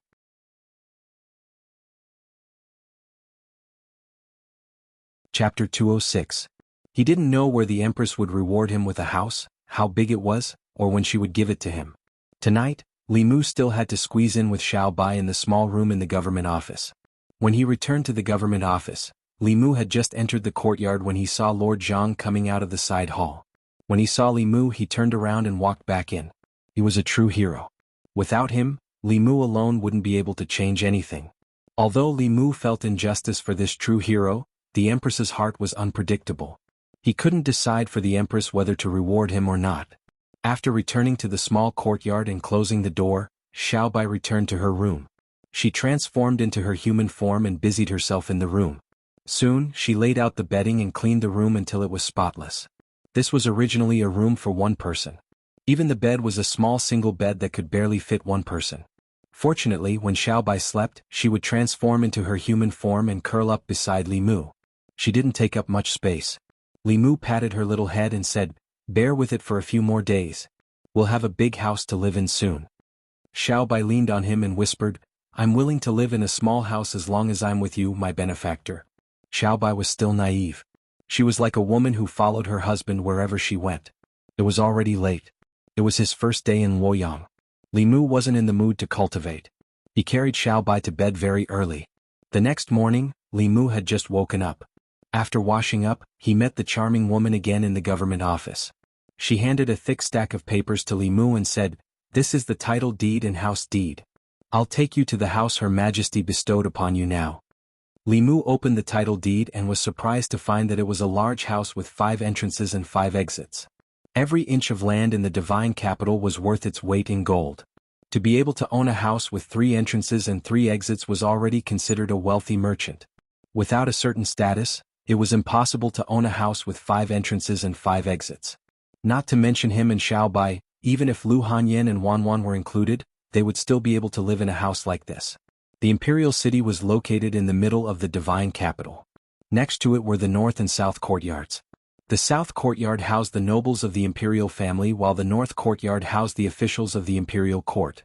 Surrounding the imperial city were more than 100 square blocks where the commoners lived. The residence that the empress bestowed to Li Mu was in the north court. Li Mu wanted to invite Lord Zhang to take a look, but he refused without hesitation. Walking on the street, Li Mu asked the charming woman, "May I know your name?" They had known each other for a few days, but the number of times that Li Mu had spoken to her could be counted with 2 hands. Until now, he only knew that she was the Empress's inner guard. He didn't know anything else. The charming woman said, "You can call me Mr. Mei." Li Mu smiled and said, "Thank you for escorting me all the way, Sister Mei." Mr. Mei glanced at him and said in surprise, "How come I didn't realize that you have such a sweet mouth?" The word sister had obviously closed the distance between them. Mr. Mei looked at him and asked, "Are you sure you don't want the maids that Her Majesty bestowed to you?"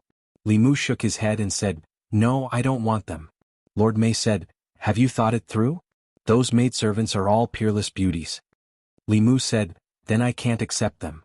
Mr. Mei said in surprise, "Don't tell me you don't like women?"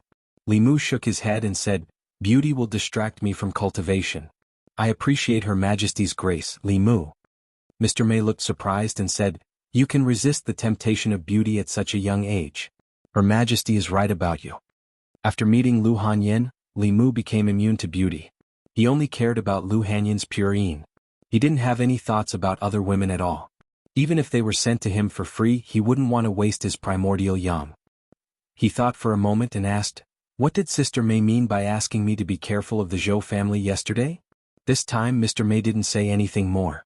Li Mu continued to ask, "The assassination in Beijing was ordered by the Zhou family and the new party, right?" Mr. Mei still didn't say anything. Her silence meant that she admitted it. After walking for a while, seeing that Li Mu didn't say anything, Mr. Mei thought for a moment and said, "Her Majesty has high hopes for you. As long as you are righteous, Her Majesty will protect you no matter what happens in Shendu. You are Her Majesty's man. No matter if it's the new party or the old party, they can't touch you." Li Mu was slightly surprised and asked, "Her Majesty has high hopes for me?" He was just a small constable. What high hopes could Her Majesty have for him? Mr. Mei nodded and said, "Whether it's what happened in Beijing or what you did when you first came to Shendu, Her Majesty sees you in a new light. The Great Zhou is full of internal and external troubles. Her Majesty hopes that you can become a pillar of support for the people and a pioneer of justice." Li Mu didn't expect Her Majesty to value him so much. Did this mean that he had already found a powerful backer? As long as Her Majesty was still in that position, no one would dare to touch Li Mu's position.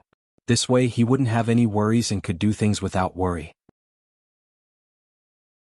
He clasped his hands and said, "Li Mu won't let Her Majesty down." In order to reassure Li Mu, Mr. Mei continued, "As long as you can stay true to yourself and be loyal to Her Majesty, I believe that it won't be long before you become Her Majesty's inner guard.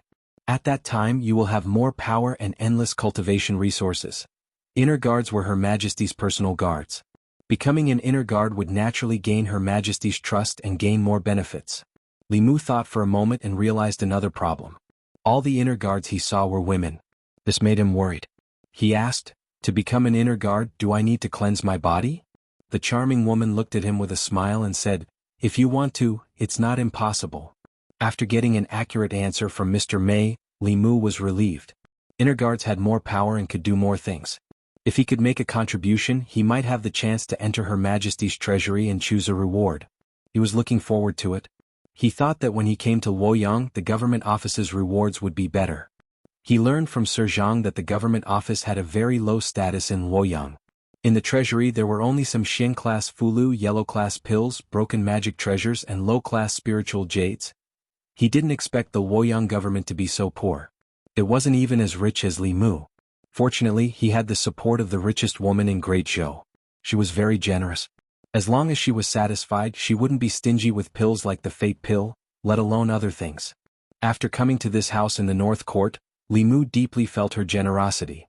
Although it was called a house, it was more like a mansion. With the price of land in Luoyang and the location of this house, Li Mu and Lu Hanyin probably couldn't buy a house like this even with all their wealth. Of course, in Luoyang, the houses in the North Court were almost all official residences. They couldn't be bought with money alone. There was a seal on the door of this house. The charming woman waved her hand and the old seal opened by itself. She looked at Li Mu and explained, "This used to be an official's residence. Later, something happened to the official, and the house was confiscated by the imperial court. No one has lived here for more than 10 years. The empress had only been on the throne for 3 years. More than 10 years ago should be something that happened during the old dynasty." Mr. May said, "What a coincidence. Your surname is also Li." The original owner of this house also had the surname Li. However, he didn't have a good ending. "I hope you won't follow in his footsteps." Li Mu looked up and saw that the plaque was still there. However, there was a lot of dust on it. The words House of Li were written on it. Mr. May stood in front of the house and said, "Okay, I'll go back to the palace first. If you don't want those maids, you'll have to clean this big house yourself." After seeing Mr. May off, Li Mu and Xiao Bai walked into the house. They let out a long sigh and said, "This will be our home from now on." For the whole day, Li Mu and Xiao Bai cleaned the house. This mansion had been abandoned for more than 10 years. The courtyard was already overgrown with weeds, and the house was also filled with dust. Li Mu asked Madame Chu to order Bai to get rid of the weeds while he formed a hand seal with both hands. Suddenly, a breeze blew in the courtyard, sweeping away the dust in every corner. Then he used the rain-summoning technique to wash the entire mansion. Xiao Bai took a cloth and busied herself in the room. The house looked a little dirty, but it wasn't run down. The seal that the imperial court put here could protect the house from the wind and rain to the greatest extent. In the house, the furniture used in each room was also made of high-quality wood. It wouldn't rot even after 10 years. After being cleaned, it would look like new. This saved Li Mu the trouble of replacing it. He even kept the plaque outside. He and Xiao Bai worked until the evening. They didn't even have time to eat before they finally cleaned the house thoroughly. The house looked brand new from top to bottom. During the day, Li Mu went out to buy pots, bowls, ladles, basins and other kitchen utensils. He also bought some rice, noodles and vegetables. At night, he cooked a few dishes and took out the new erhong that the wine shop owner gave him. This was considered a celebration of moving in with Xiao Bai. Xiao Bai usually didn't drink much. Tonight, she drank a little for the first time. When she got into Li Mu's bed in a daze, she forgot to change back to her original form. In the morning, Li Mu opened his eyes and saw Xiao Bai lying on his chest, sleeping soundly. She usually woke up earlier than Li Mu. Perhaps it was because she drank yesterday, but she had been sleeping until now. Li Mu looked at her sleeping coquettishly. He didn't want to wake her up and was about to quietly get out of bed when her eyelashes fluttered and she slowly opened her eyes. She looked at Li Mu, then lowered her head to look at herself. She hurriedly said, "I'm sorry, benefactor. I forgot to change back last night." Li Mu said, Okay. If you don't want to change back, you don't have to." Xiao Bai was stunned and asked, "Can I sleep with benefactor like this?" Li Mu said, "There are so many rooms here. You can sleep in any one of them. When we go out later, I'll buy you a set of bedding." Xiao Bai lowered her head and said, "I'd better change back tonight. This way I can save money."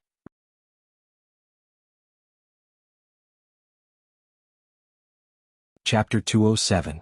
In the divine capital, those who lived in the 5-entry and 5-exit residences were either officials of the 4th rank or wealthy families. Li Mu and Xiao Bai were alone.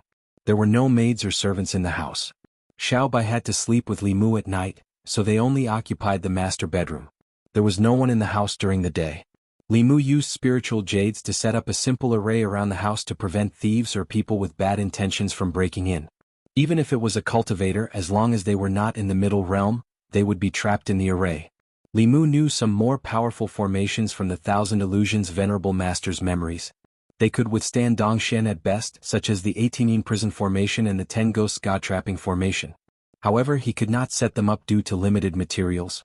However, even if he could gather so many ghosts, he could not set up such a formation in the divine capital. The defensive formation's power was limited.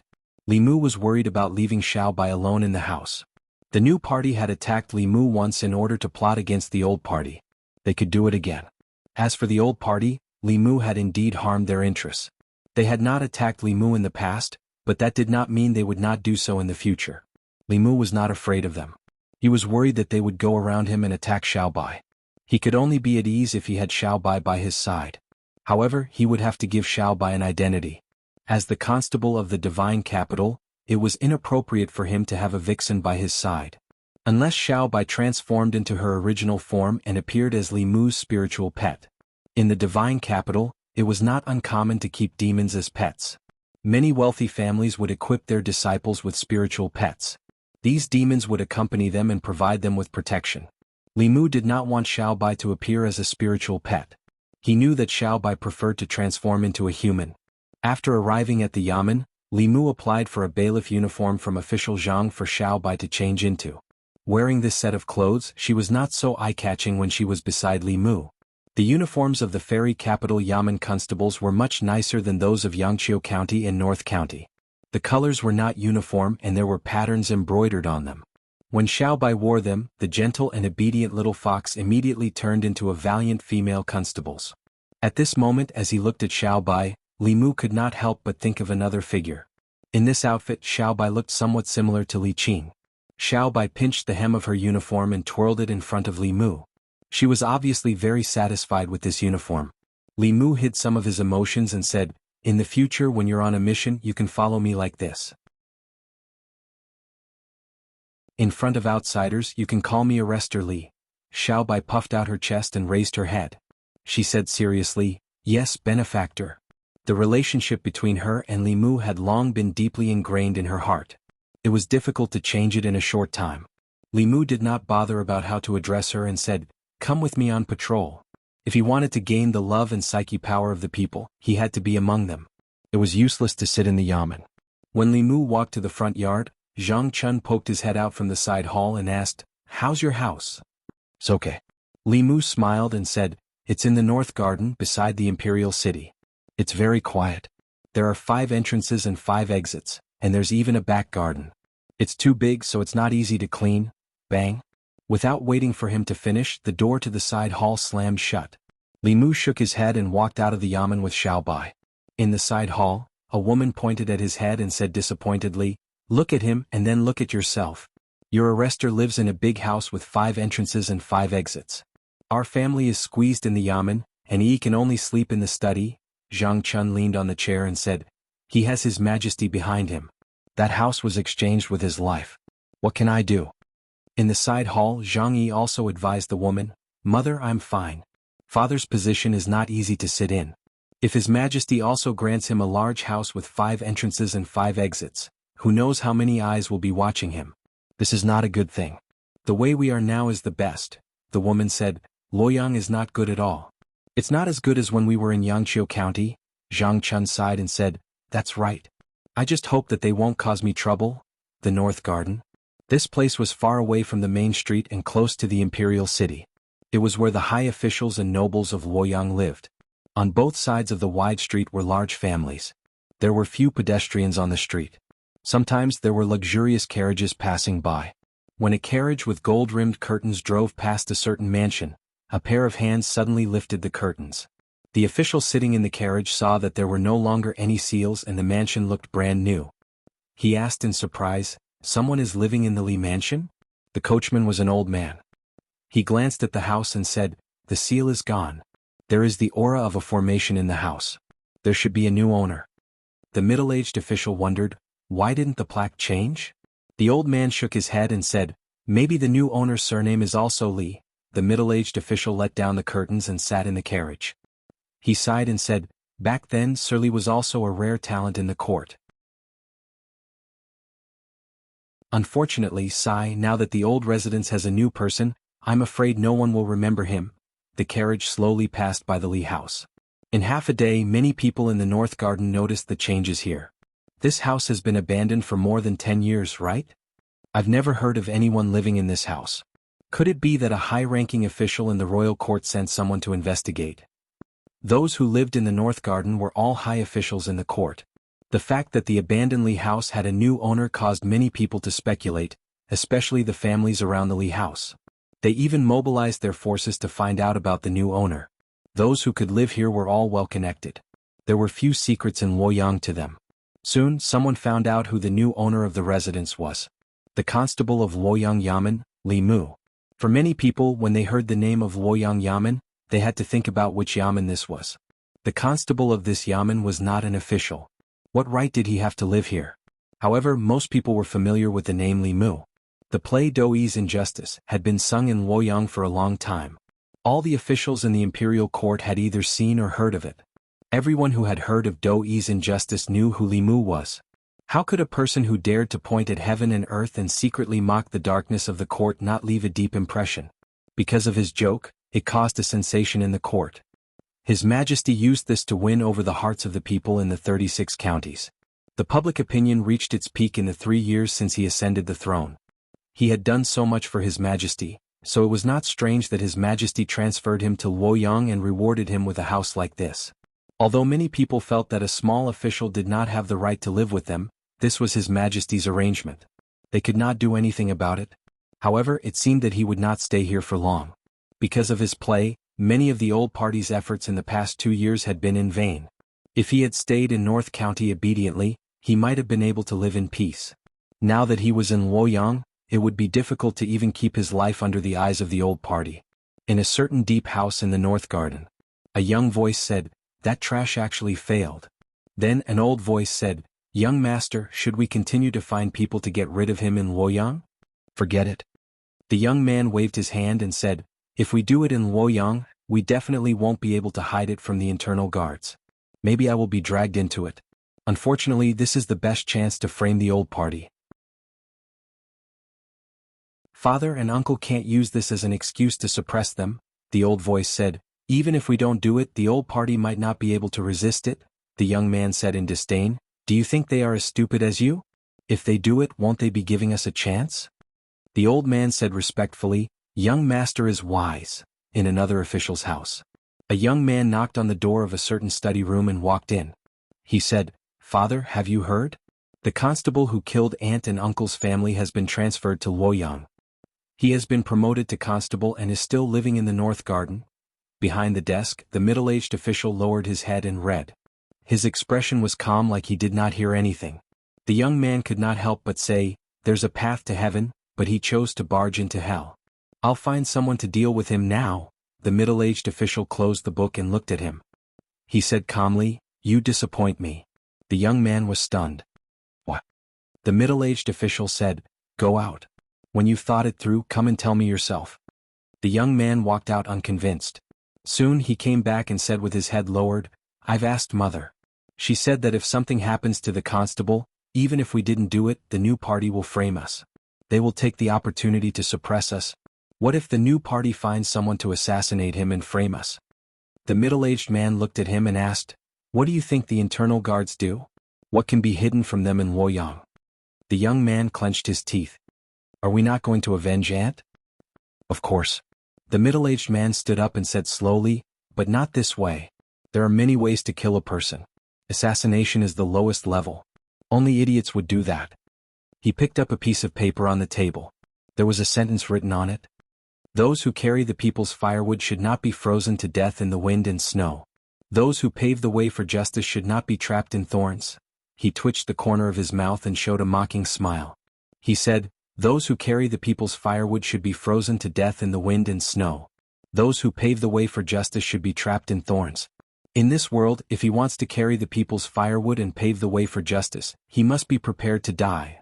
Li Mu did not know that on his first day in Luoyang, he had caused such undercurrents in the city.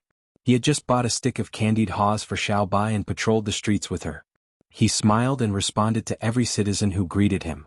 After what happened the day before, at least on the half of the street near the entrance of the government office, everyone knew that he had taken the first step in the cultivation of psyche power.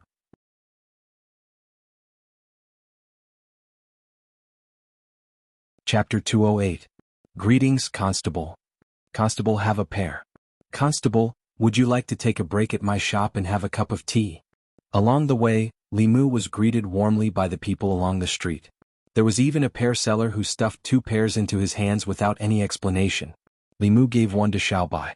Xiao Bai took a bite and eagerly brought the pear to Li Mu's mouth. She said, "This pear is so sweet. Have a taste, benefactor. Li Mu took a bite of the pear. It was indeed as sweet and juicy as Xiaobai had described. At the same time, he also sensed a weak psychokinesis from the people on the street. There was no psychokinesis until they were far away from the yamen entrance. This was because the people here did not know Li Mu and did not see what happened on the street that day. However, it did not matter. For the sake of cultivation, Li Mu would let the people of Fairy's capital know his name sooner or later. By then, he would be able to absorb the psychokinesis no matter where he went. He and Xiaobai walked to another street. After a few steps, the sound of hurried horse hooves came from behind. Giddy up. A few fast horses galloped across the street. The people on the street quickly dodged. A young lady could not dodge in time and tripped on the ground. Seeing that the leading horse was about to charge over, Li Mu's figure flashed and appeared in front of the young lady. He raised his head and looked coldly at the horse. The horse was startled and raised its front hooves high, almost throwing the man on the horse off. You're courting death. How dare you block my way? The young man on the horse was furious. He raised his hand and lashed the horse whip in his hand at Li Mu. Swoosh. The horse whip sliced through the air and made a whistling sound as it lashed at Li Mu's head. Xiaobai snorted softly and reached out to grab the whip. With a gentle tug, the young man on the horse was pulled off the horse and fell to the ground. This scene left the commoners on the street dumbfounded. Although the imperial court forbade riding on horses on the streets, and violators would be punished with flogging and fine silver, these officials and nobles had never taken this prohibition seriously. They often rode their horses and went on a rampage on the streets. It was not uncommon for them to hit and injure people. These people had deep backgrounds. The yamen didn't dare to do anything about riding horses on the streets. Even if they injured someone, they could easily settle it with money. And that was when they were in a good mood. If he was in a bad mood, he could simply scold someone and walk away after bumping into them. The person he bumped into would have no one to complain. These people were used to being arrogant, and the people of Luoyang were used to it as well. If they encountered them, they would stay far away to avoid provoking them. They had never seen anyone who dared to pull them down from their horses. The young man fell from his horse. Although he was not injured, he was still dizzy from the fall. The people behind him tightened their reins and stopped beside him. What happened? Who's blocking the way? Are you all right? They jumped off their horses and started talking at once. The young man got up from the ground and said with a dark face, I'm fine. After that, he glared at Li Mu and Xiaobai fiercely. He gritted his teeth and said, Who are you? How dare you block our way? Constable of Luoyang. Li Mu walked in front of Xiaobai and looked at them. He asked coldly, Who allowed you to ride horses on the streets of Luoyang? At first, the young man was worried that it was someone he couldn't afford to offend. Seeing that it was just a small constable, he was relieved. At the same time, he couldn't control his anger. He was actually pulled down from his horse by a nameless official on the streets of Luoyang. He was afraid that after today, this would become a joke among the people in the circle. He looked at Li Mu and asked coldly, What do you want? Li Mu pointed at the people riding horses on the streets and said, You guys, come with me to the yamen. The young man glanced at him and said indifferently, Let's go. Although he didn't care about a small constable, he wasn't stupid enough to go against someone from the yamen. It was a provocation to the imperial court. When they arrived at the yamen, this person would know how laughable a small constable like him was. After this, he would understand that there were some people he couldn't stop. That was if there was a next time. When they heard the young man's words, they all got off their horses. They didn't resist and just looked at Li Mu mockingly. They followed behind the young man and walked straight to the yamen. Li Mu knew that the sons of officials in Luoyang were arrogant, but he didn't expect them to be this arrogant. Aside from riding horses on the streets after being caught by Li Mu, they actually walked in front of him to the yamen. Obviously, they knew that the yamen wouldn't dare to do anything to them. The commoners on the street were equally shocked as they watched this scene. They had lived in the Luoyang for many years and had seen fights between factions, the ascension of empresses, the rise of commoners, and the fall of wealthy families.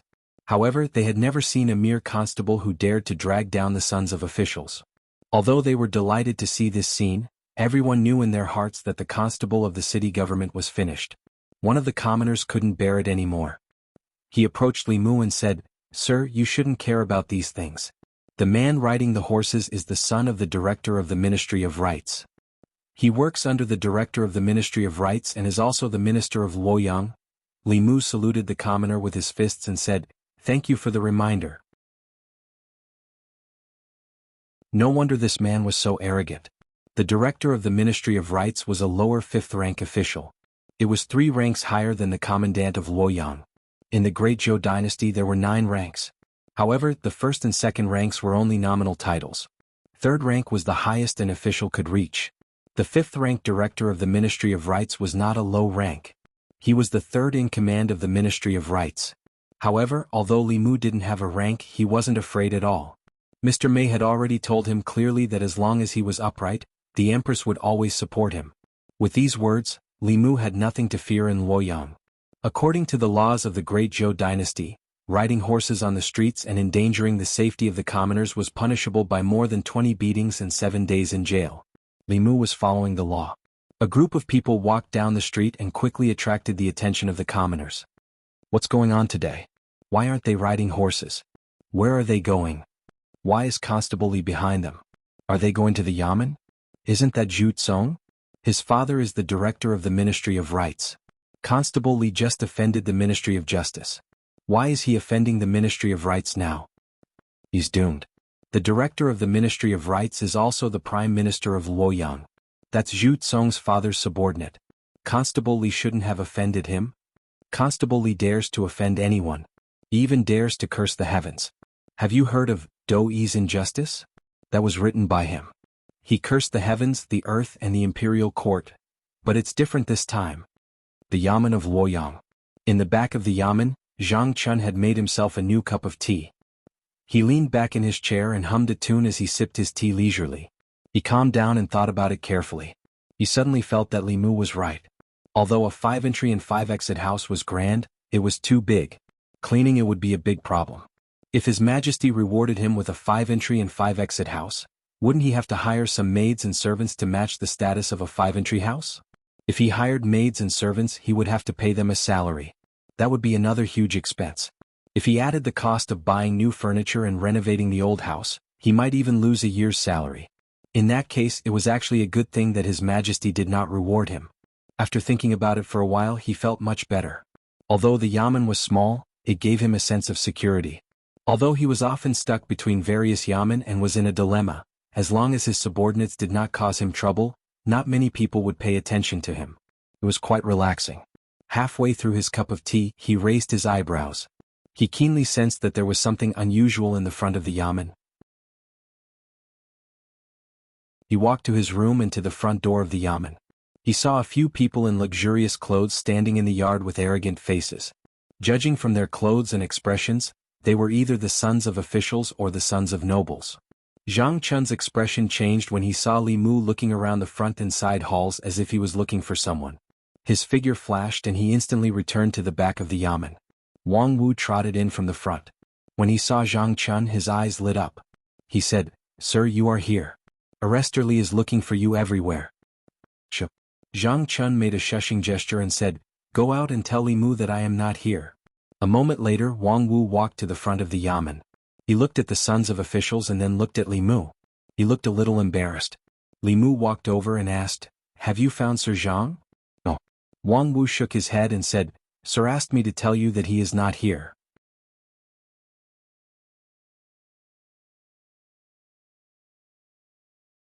Chapter 209. In fact, Li Mu had seen Lord Zhang just now and guessed that he might be scared when he saw the situation. But he had to stand up in front of so many people since he had caught them. After all, Li Mu was only an arrestor. He only had the power to catch people but not to try cases. Li Mu walked to the back of the office and saw a figure about to slip away from the back door.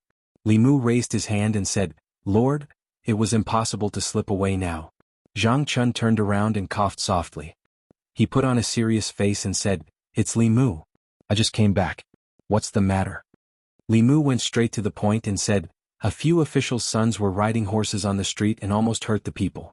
I brought them back and need you to try them." Zhang Chun said, "What's there to try?" "According to the law, they should be flogged 30 times and imprisoned for 7 days. You decide." Li Mu said, "I'm just an arrestor. I don't have the power to punish them."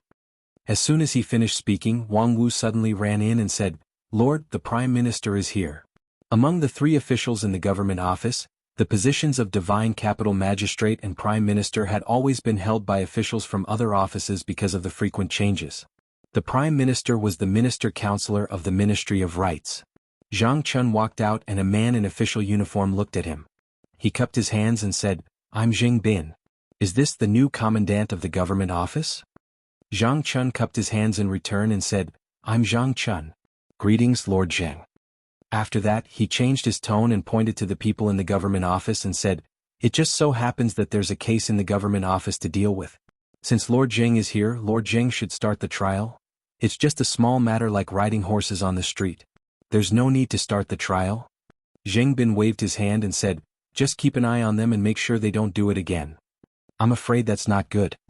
Zhang Chun looked at the people outside the government office and said, "Riding a horse on the street harms the people. According to the law, he should be flogged 20 times and imprisoned for 7 days as a warning to others." Zheng Bin frowned. He thought for a moment and said, "If it's just riding a horse and not harming the people according to the law, we can also pay for the crime. 20 beatings can be paid for 2 taels of silver. 7 days of imprisonment can be paid for 7 taels of silver." Zhang Chun nodded and said, "There is indeed such a clause in the law. Lord Zheng is really astute." Zheng Bin acted as if he didn't understand the hidden meaning of his words. He walked over to them and said, "According to the law, each of you will be fined 9 taels of silver. Don't do it again." The young man named Zhu Tsong lowered his voice and said, "You know that's not what I want," Zheng Bin said in a deep voice. "There are so many commoners watching outside. If the guards are alerted, it won't just be a matter of fine." Although Zhu Tsong was the son of his superior, Zheng Bin didn't want to stand up for him in this kind of matter. Riding a horse on the street was against the law. If the government office insisted on doing it according to the law, they would be flogged and imprisoned for 7 days. It would be the best outcome if they could get away with the fine. This matter had nothing to do with him. If it weren't for Zhu Tsong's status, Zheng Bin wouldn't have bothered to interfere. The situation in Luoyang was unclear and there were undercurrents. It was best to solve it this way. If the matter was blown out of proportion, it wouldn't end well. Wouldn't he be in trouble? Zhu Tsong finally fell silent. He took out a banknote and handed it to Zheng Bin. He said, "This is our fine. Keep the change." He walked past Li Mu and grinned at him. "We'll meet again." With that, he strode out of the government office with the others. Zheng Bin handed the banknote to Zhang Chun and said, "I'm leaving too. Before I go, I'd like to remind Lord Zhang that we, as officials, must teach our subordinates well. Don't meddle in things that shouldn't be meddled in and don't say things that shouldn't be said. Don't be dragged down by them." Zhang Chun glanced at him and said lightly, "I've taught my subordinates well. Lord Zheng, you don't have to worry." Zheng Bin looked at him one last time and turned to leave. Li Mu sighed and said, "I've troubled you again." Zhang Chun patted him on the shoulder and comforted him. "You're just doing what a bailiff should do. You're in your position and you're in charge. This is my trouble." "You mean you're not afraid of me causing trouble?" "I'm afraid. You have His Majesty behind you but I don't," Li Mu said. "Are you complaining about His Majesty?" Zhang Chun said, "How would I dare to complain about His Majesty? His Majesty is wise and observant. He serves the country and the people. Other than being a little biased, he's good in every way." In fact, Li Mu didn't want to cause trouble for Lord Zhang, but he was just a lowly bailiff. Even if he wanted to bear the burden for him, he wasn't qualified. He sighed and said, "If only I could be the Shindu commandant." Zhang Chun looked at him and said, "If you're the Shindu commandant, what will I do?" Li Mu explained, "I'm saying if that's what you mean, that's what you really think." "No." Zhang Chun suddenly looked at Li Mu and said, "I understand. You want to keep causing trouble so that you can send me in as soon as possible. That way you'll have a chance to replace me, right?" Li Mu hurriedly said, "You're mistaken, Lord. I don't mean that," Zhang Chun said angrily. "I don't dare to do anything that you dare to do. Don't call me Lord. You're my Lord."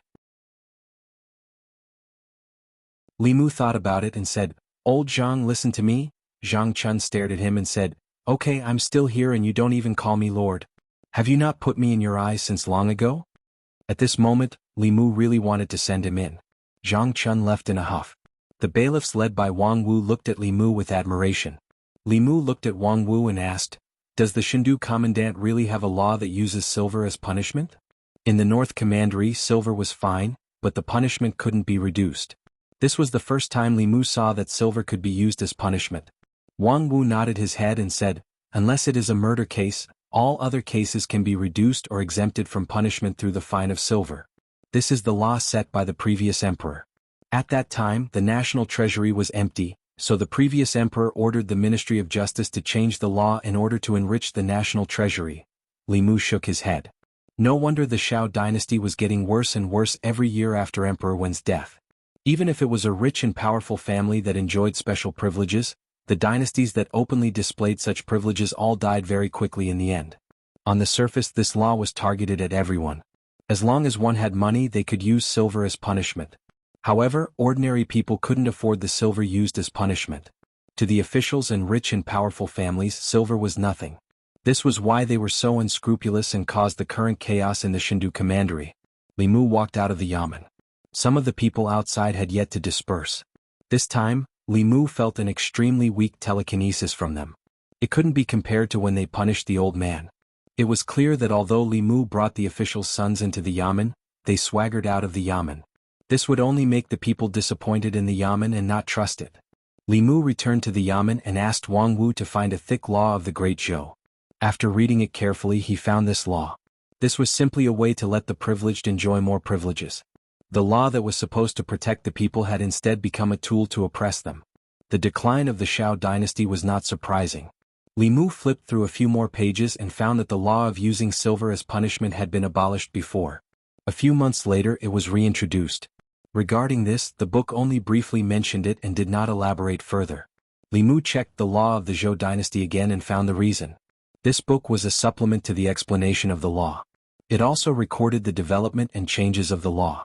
The book recorded that more than 10 years ago, a young official from the Ministry of Justice proposed a change in the law. One of the changes was to abolish the use of silver as punishment.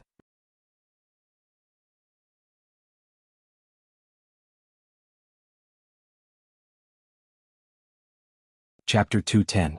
Wang Wu trotted over and picked up the silver on Zhu Tsong's body. He handed it to Li Mu and said, "Boss, half of this silver belongs to the yamen. If he wants it, he has to go to the yamen." Li Mu put away the silver ingot again. Although he was not short of money, he still felt distressed to spend it so wastefully. Zhu Tsong's eyes bulged out of their sockets. He pointed at Li Mu and shouted, **@**. Because of his swollen face, no one could hear him clearly.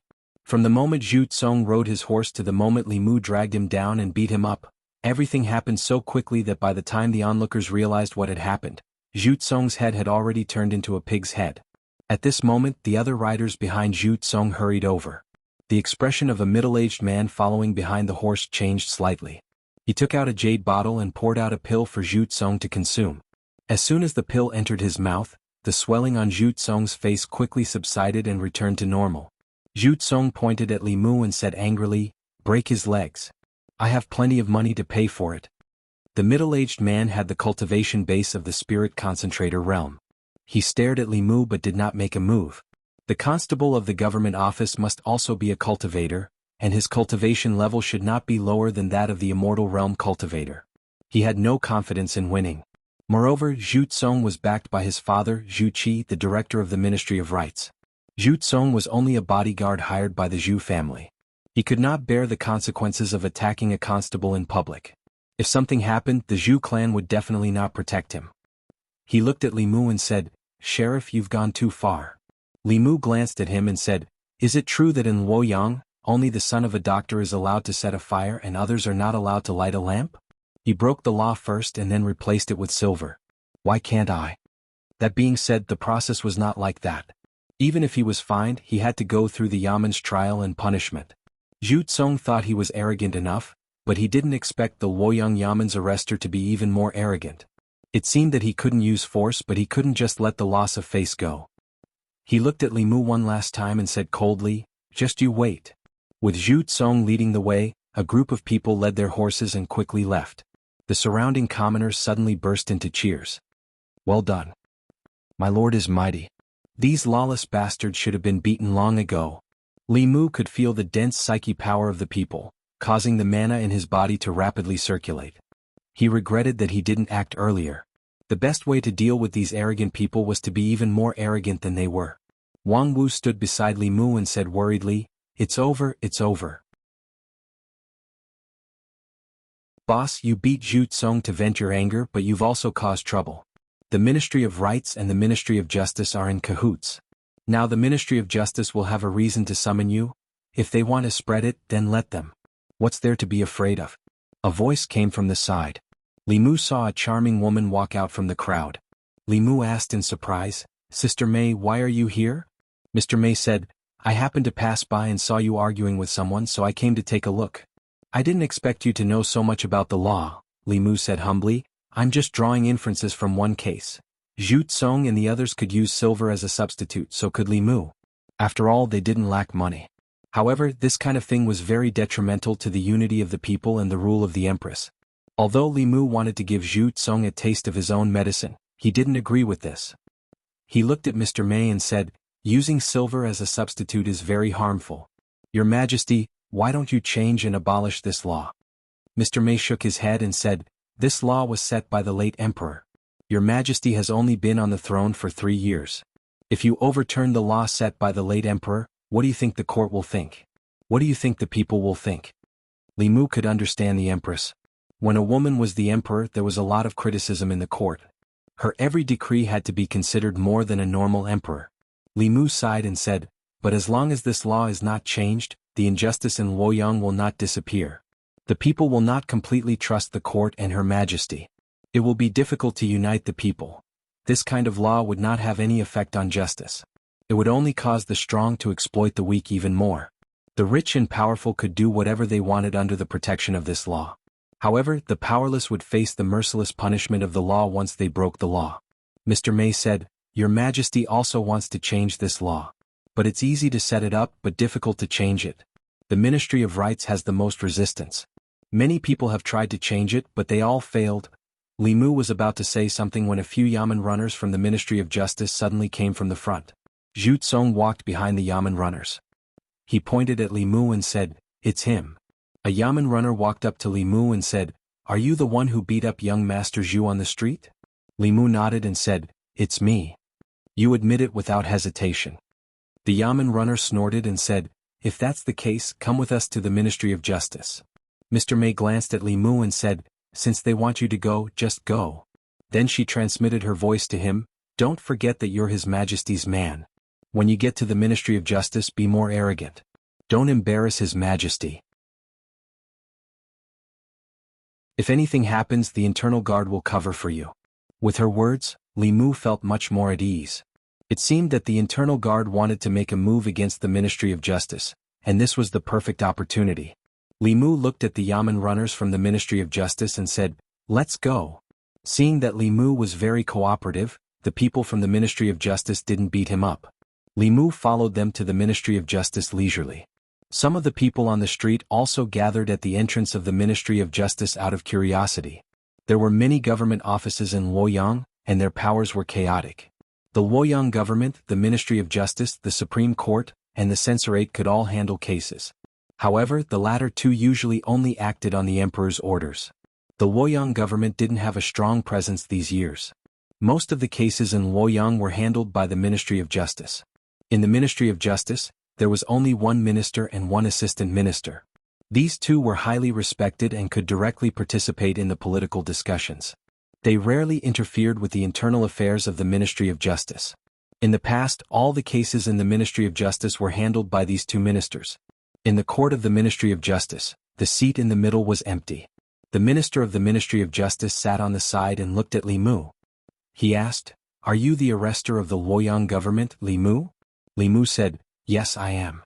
The minister of the Ministry of Justice knocked on the gavel and asked, "How dare you? Do you know your crime?" Li Mu said, "Sir, what crime have I committed?" The minister of the Ministry of Justice said, "You beat up the son of an official on the street, and you dare say you're not guilty?" Li Mu raised his head and looked directly at him. He said in a neither servile nor overbearing tone, "This person has repeatedly ridden a horse on the street. Instead of being ashamed, he is proud of it. He trampled on the law and insulted the dignity of the imperial court. Shouldn't he be punished?" The minister of the Ministry of Justice snorted. "Even so, it should be handled by the Luoyang government. You're just a small official. What right do you have?" Li Mu pointed at him and said, "This person trampled on the law and insulted the imperial court. You're a dog official. Why don't you interrogate him and interrogate me instead?" What right do you have to wear that official's uniform and sit in that position?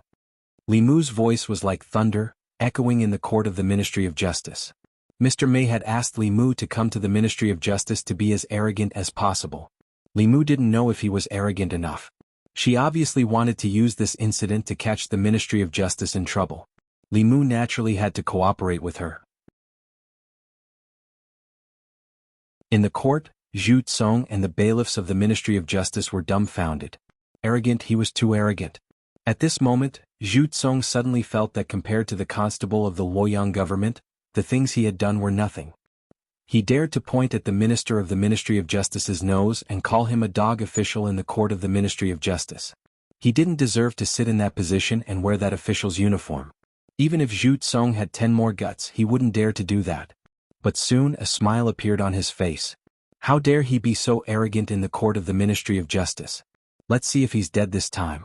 Li Mu didn't try to suppress his voice. He even used a bit of his power. His voice passed through the court of the Ministry of Justice and into the other offices of the Ministry of Justice. It even passed through the courtyard of the Ministry of Justice and reached the outside. The managers, and scribes of the various offices of the Ministry of Justice put down what they were doing and walked out of their offices in shock. They looked in the direction of the court. Who is this? Who dares to insult the minister in the court of the Ministry of Justice? Isn't this person too bold? When Li Mu's voice came from outside the Ministry of Justice, the people on the street were stunned. They couldn't believe their ears. Is that the constable from earlier? How dare he insult an official of the Ministry of Justice in the court of the Ministry of Justice? He's too bold? You don't know yet, right? This Constable Li is the one who wrote Do Yi's Injustice. He even dares to insult the heavens, let alone an official of the Ministry of Justice. But he's done for. Insulting an official of the imperial court is a serious crime. It wasn't easy to get a good constable from the capital office. What a pity. In front of the crowd, a charming woman smiled. She chuckled and said, as expected of him, this is outrageous.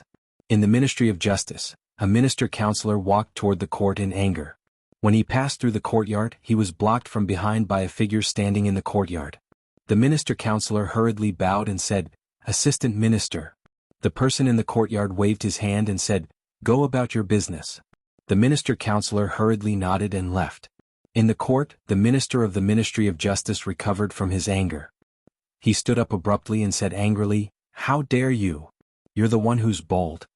Li Mu pointed at him and scolded, You can't tell right from wrong. You're a dog official. Do you still have the imperial court in your eyes? Do you still have His Majesty? Do you still have justice?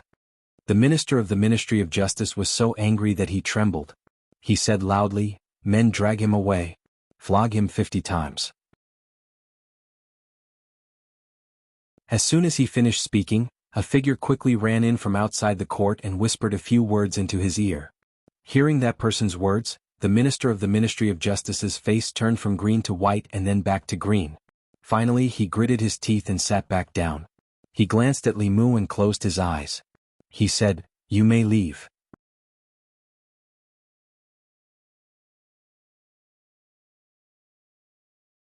Chapter 211.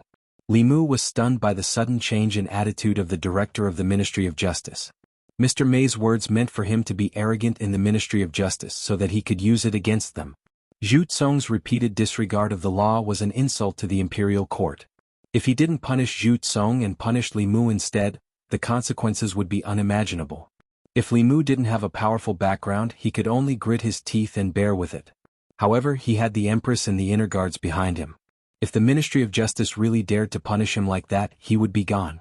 It could be said that as long as Li Mu was upright, he had nothing to fear in Luoyang. The sudden change in attitude was obviously not what Mr. May wanted. Li Mu stood in the hall of the Ministry of Justice and looked at the Ministry of Justice's director. He said coldly, You tell me to come and I come. You tell me to leave and I leave. Where do you think the hall of the Ministry of Justice is?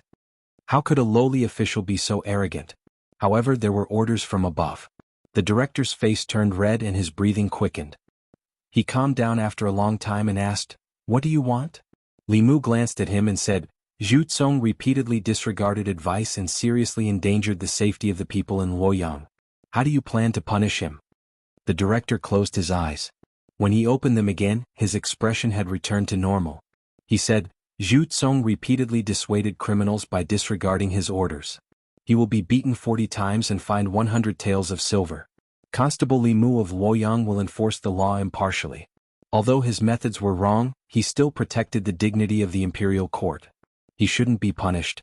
Zhu Tsong opened his mouth and was about to speak when the director glared at him.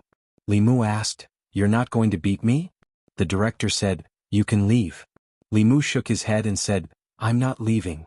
The director's eyes were already red. He asked, "What will it take for you to leave?" Li Mu pointed at Zhu Tsong and said, "I'll leave after you finish the fight. Sometimes it takes two to clap." Li Mu felt that he was already arrogant enough. He had called the people of the Ministry of Justice dogs in the court of the Ministry of Justice, but the other party did not care at all. They even started to do things according to the law. He could not find any fault with them. He was afraid that he would not be able to complete the task that Mr. May had given him. The director of the Ministry of Justice took a deep breath and pointed at Zhu Kong, "Drag him out and execute him." The director of the Ministry of Justice was a good friend of his father, but he showed no mercy. Zhu Tsong obviously realized something. He didn't dare to say anything and let the two runners take him out. Soon, screams could be heard from the courtyard. Li Mu walked to the courtyard of the Ministry of Justice, crossed his arms, and looked down at Zhu Tsong being beaten. His attitude was very arrogant. Zhu Tsong was just an ordinary person who had not cultivated. He howled in pain under the torture. In Luoyang, many officials and sons of rich families had never cultivated. It was not because they did not have the conditions to cultivate. If they wanted to, they could push their children to the Jushen state in a short time, just like Ren Yuan. However, in the path of cultivation, it was very difficult to reach the middle three realms without special constitution or talent. These people had enjoyed the riches of the mortal world since they were young. They could not bear the hardships of cultivation. Instead of letting them enter the cruel world of cultivation, it was better to hire cultivators to protect them. The daughter of Zhang County magistrates did not cultivate. Qin Miao Miao, the daughter of County Magistrate Qin, had the body of 5 elements. Before she went to Mount Baiyun, she also did not cultivate. That was the reason. Because Li Mu was watching, the two runners of the Ministry of Justice did not dare to go too easy on Zhu Kong. With their years of experience, they would not hurt Zhu Tsong badly, but the pain of the flesh was unavoidable. After 40 beatings, Zhu Tsong passed out. The director of the Ministry of Justice looked at Li Mu and asked through gritted teeth, "Is that enough?" Li Mu knew that the people of the Ministry of Justice had already done so much. Today's matter would probably end here. If he continued to force Zhu Tsong, he would be the one to lose justice. Goodbye. Li Mu saluted the director of the Ministry of Justice with his hands folded. He took one last look at Zhu Tsong and strode out. Outside the Ministry of Justice, more than 100 people gathered there and looked at Li Mu with respect and admiration. He dared to beat up the son of an official on the street and scold the officials of the Ministry of Justice in the court of the Ministry of Justice.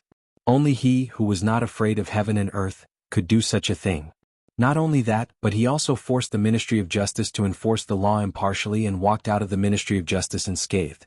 It was so unbelievable that many people's jaws dropped. Li Mu stood at the entrance of the Ministry of Justice and took a deep breath. He was almost intoxicated by the thick psyche power. In the courtyard of the Ministry of Justice, the director of the Ministry of Justice watched Li Mu walk out. He almost spat out a mouthful of blood. He looked at the person beside him and gritted his teeth. "Assistant Minister, why did you let him go?" The Assistant Minister of the Ministry of Justice shook his head and said, "There are internal guards outside. If this matter is not handled properly, the Ministry of Justice will have something on us. I'm afraid the internal guards have already set their eyes on the Ministry of Justice. If you don't handle today's matter well, you'll probably be on the way to the internal guards' prison." Hearing this, the director of the Ministry of Justice was stunned at first. Then he shuddered and quickly said, "Thank you for your reminder, sir. You're so considerate. For the sake of the people, for the sake of justice." The Assistant Minister of the Ministry of Justice looked out of the door with a mocking expression. No one knew if he was mocking Li Mu or himself. In the various courts of the Ministry of Justice, the officials were still discussing what happened in the court. Since when did the Luoyang Yamen have such an audacious fellow? With his temperament, I'm afraid he won't be able to stay in the divine capital for long. Strange, the Assistant Minister actually let him go. This isn't like the Assistant Minister at all. Only an old official in the corner shook his head and said slowly, "Similar, really similar?" A young official beside him asked, Similar to what? The old official said, that constable of the Divine Capital Court is very similar to the assistant minister. The official sneered and said, Old Feng, you're really old and blind. How is he similar to the assistant minister? I saw him at the door of the duty room just now. He's very handsome and doesn't look like the assistant minister at all. The old official shook his head and said, More than 10 years ago there was a young minister counselor in the Ministry of Justice. He also scolded the director of the Ministry of Justice back then as a corrupt official. The official was stunned and asked, Which minister counselor was so bold to scold the director? He lost his position later, right? The old official smiled and said, The minister counselor then is the current assistant minister. On the streets of the Divine Capital, Li Mu apologized to the charming woman, I'm sorry. Maybe I wasn't arrogant enough and didn't complete the task. The charming woman shook her head and said, I heard it outside. You were arrogant enough and didn't embarrass His Majesty. You didn't find a chance this time, but there will be a next time. This was the first time Li Mu experienced the feeling of having someone behind him. No wonder the officials, nobles and sons of wealthy families in the Divine Capital always liked to bully others. They were as arrogant as they could be. If they didn't have to take responsibility for their arrogance, then they would indeed be very happy and satisfied psychologically. These people were born with things that many people couldn't have in their entire lives. They didn't need to work hard and could enjoy luxurious food and clothing. They didn't need to cultivate and had cultivators by their side. Even the law protected them. They were rich in money, power, and material things. Some people began to pursue morbid psychological satisfaction. To a certain extent, these people's excessive privileges over the common people was the root of the fierce conflicts in the Divine Capital. If he could solve this problem, the psyche power he obtained from the common people would be enough to save Li Mu years of hard cultivation. After returning to the government office, Li Mu found the Law of Great Zhou, Commentary on the Law of Zhou, and other books about the law. When he was in Yangqiu County and North County, Li Mu was in charge of arresting people, judging cases, and passing down punishments. It was the job of the county magistrate and the county captain. After coming to the Divine Capital, Li Mu gradually realized that there was no harm in familiarizing himself with the law. If he wanted to overturn the law of using silver as a substitute for crime, he first had to understand the development and changes of this law. This law was created during the time of the previous emperor. In the early days, as long as it wasn't a crime of treason, even murder and arson, gold and silver could be used as a substitute for crime. Later, because the scope of the crime was too large, there was no need to pay with one's life for murder. They only had to pay a portion of the gold and silver. Within the Great Zhou, chaos broke out everywhere. The demon sect took the opportunity to stir up disputes. External enemies also began to move. The psyche power of the common people fell to its lowest point in decades.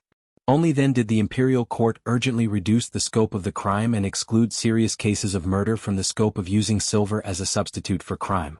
Although this temporarily reduced the impact of this matter, as long as this law was not abolished, it would be a chronic disease of the Great Zhou. Later, many officials wanted to abolish this law, but they all failed. Among them, an official from the Ministry of Justice named Zhou Zhong once advocated for reform. He briefly abolished this law for a few months, but the old forces with vested interests counterattacked and the reform failed. This official named Zhou Zhong advocated using law to rule the country. He emphasized that there was no distinction between close and distant relatives, no distinction between high and low, and that all punishments should be dealt with by law. He did not evade the ministers and rewarded the good but not the common man. He insisted that the law should treat everyone equally and abolish the use of silver as a substitute for crime. This kind of thinking happened to coincide with Li Mu, who had a modern view of the law. However, although this person's thinking was advanced, he was opposing the entire ruling class. His ending shouldn't be very good, Li Mu sighed. He planned to investigate what happened to this official named Zhou Zhong. He walked outside and found Wang Wu. He asked, "Do you know an official named Zhou Zhong?" Wang Wu heard this and his expression changed. He said, "Boss, you can't call this person by his name." Li Mu's expression changed. He asked, "Why?"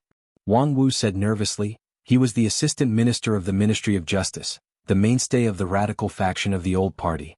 He ignored the law and supported those who were with him. He built the Ministry of Justice into the old party's Ministry of Justice and sheltered countless people from the old party.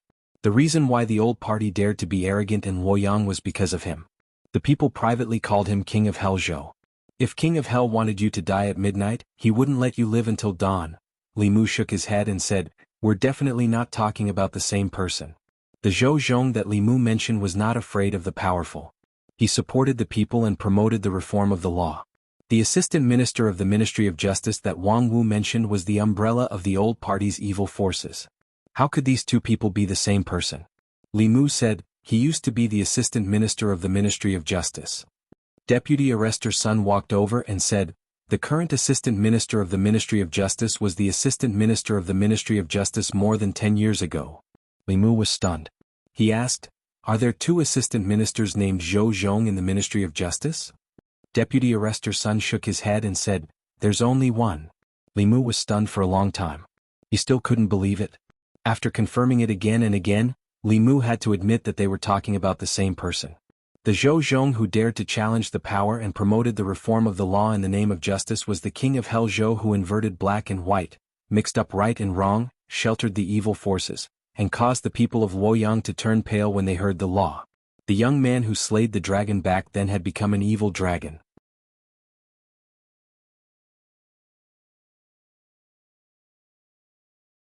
Chapter 212. After sighing with emotion, Li Mu calmed himself down and began to think about what he should do next.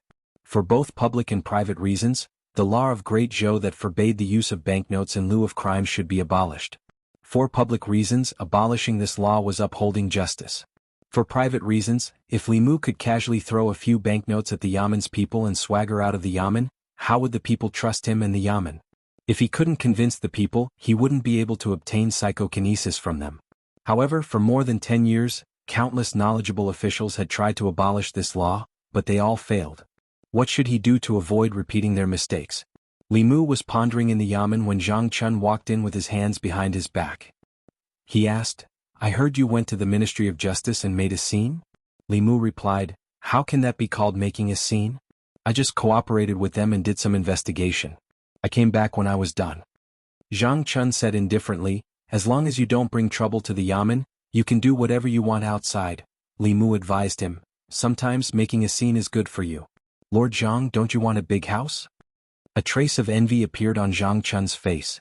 He said flatly, I don't want to. It's so troublesome to clean such a big house. Li Mu said, there will be servants to do the cleaning.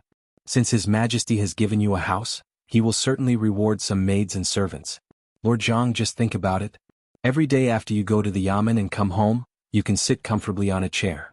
There will be beautiful maids who will massage your back and shoulders and serve you tea. Stop talking. Zhang Chun's face was resolute. He said, even if you want to talk, I won't play along with you. I'm not interested in a house with 5 entrances or beautiful servants. He strode out of the door. The resolute look on his face disappeared and was replaced with envy. He was about to leave when he looked up and saw a few figures coming in. The one walking at the front was the one he had seen before, one of the 8 commanders of the internal guards, Lord Mei. He was followed by a few people who were carrying a pair of things in their arms. Zhang Chun's face lit up. Could it be that His Majesty finally remembered him after rewarding Li Mu? He stepped forward with a smile and said, Greetings, Mr. Mei. The charming woman looked at him and asked, Li Mu is not here? The smile on Zhang Chun's face stiffened, and after a short while he slowly nodded and said, Yes, yes. Li Mu watched them move a bunch of things into his room. He asked Mr. Mei, What's this? Mr. Mei said, This is a reward from His Majesty. There are 2 bolts of fine cloth and 2 boxes of fine tea from Nanyang County. These are not important. The other 2 items are very useful to you. She opened an exquisite brocade box. Inside the box was a piece of white, extremely thin clothing. Li Mu looked at Mr. Mei and asked, Ice silkworm soft armor? Mr. Mei was surprised. You know it? Li Mu nodded and said, I've seen it before. In fact, he was wearing an ice silkworm soft armor at the moment. However, the one he was wearing was made of better material. It could withstand several attacks from Dongxian. Mr. Mei explained, This is an ice silkworm soft armor made from the silk of a 300-year-old demon silkworm. When worn, it can help you withstand several attacks from cultivators of the 5th realm. If it could withstand several attacks from cultivators of the 5th realm, it could be considered an earth-rank magic treasure. Although Li Mu had better magic treasures, he did not refuse. If he did not need it, he could give it to Xiao Bai. Mr. May took out a sword from another brocade box and said, "This is a mid-grade earth-rank sword. It is also a reward from His Majesty. You can change your previous sword." Li Mu looked at Mr. May and seemed to realize something. When Yang County was plagued by evil spirits, the reward from the imperial court was only an earth-rank magic treasure at the beginning. Li Mu had only caused a ruckus at the Ministry of Justice, and she had given him 2 earth-rank magic treasures. One for defense and one for attack. The implication could not be more obvious.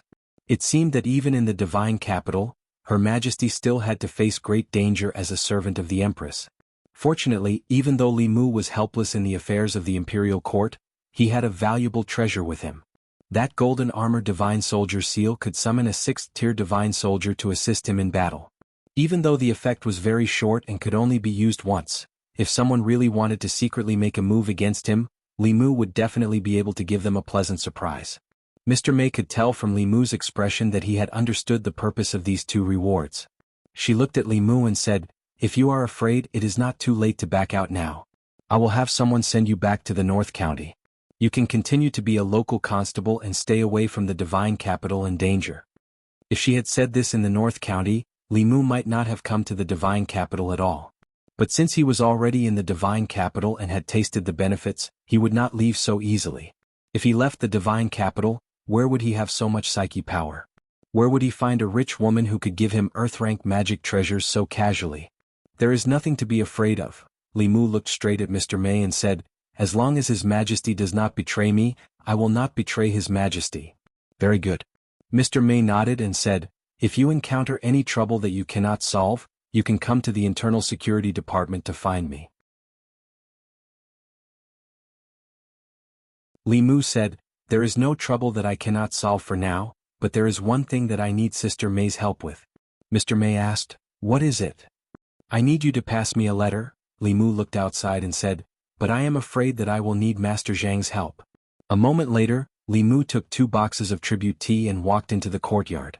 Zhang Chun was still pacing in the courtyard, glancing at Li Mu's room from time to time. Li Mu handed the 2 boxes of tribute tea to Zhang Chun and said, "His Majesty gave me these tea leaves. I heard that they came from Nanyang County. I don't have the habit of drinking tea. I know that Master Zhang likes tea, so I will give these 2 boxes to you." "Tribute tea from Nanyang County?"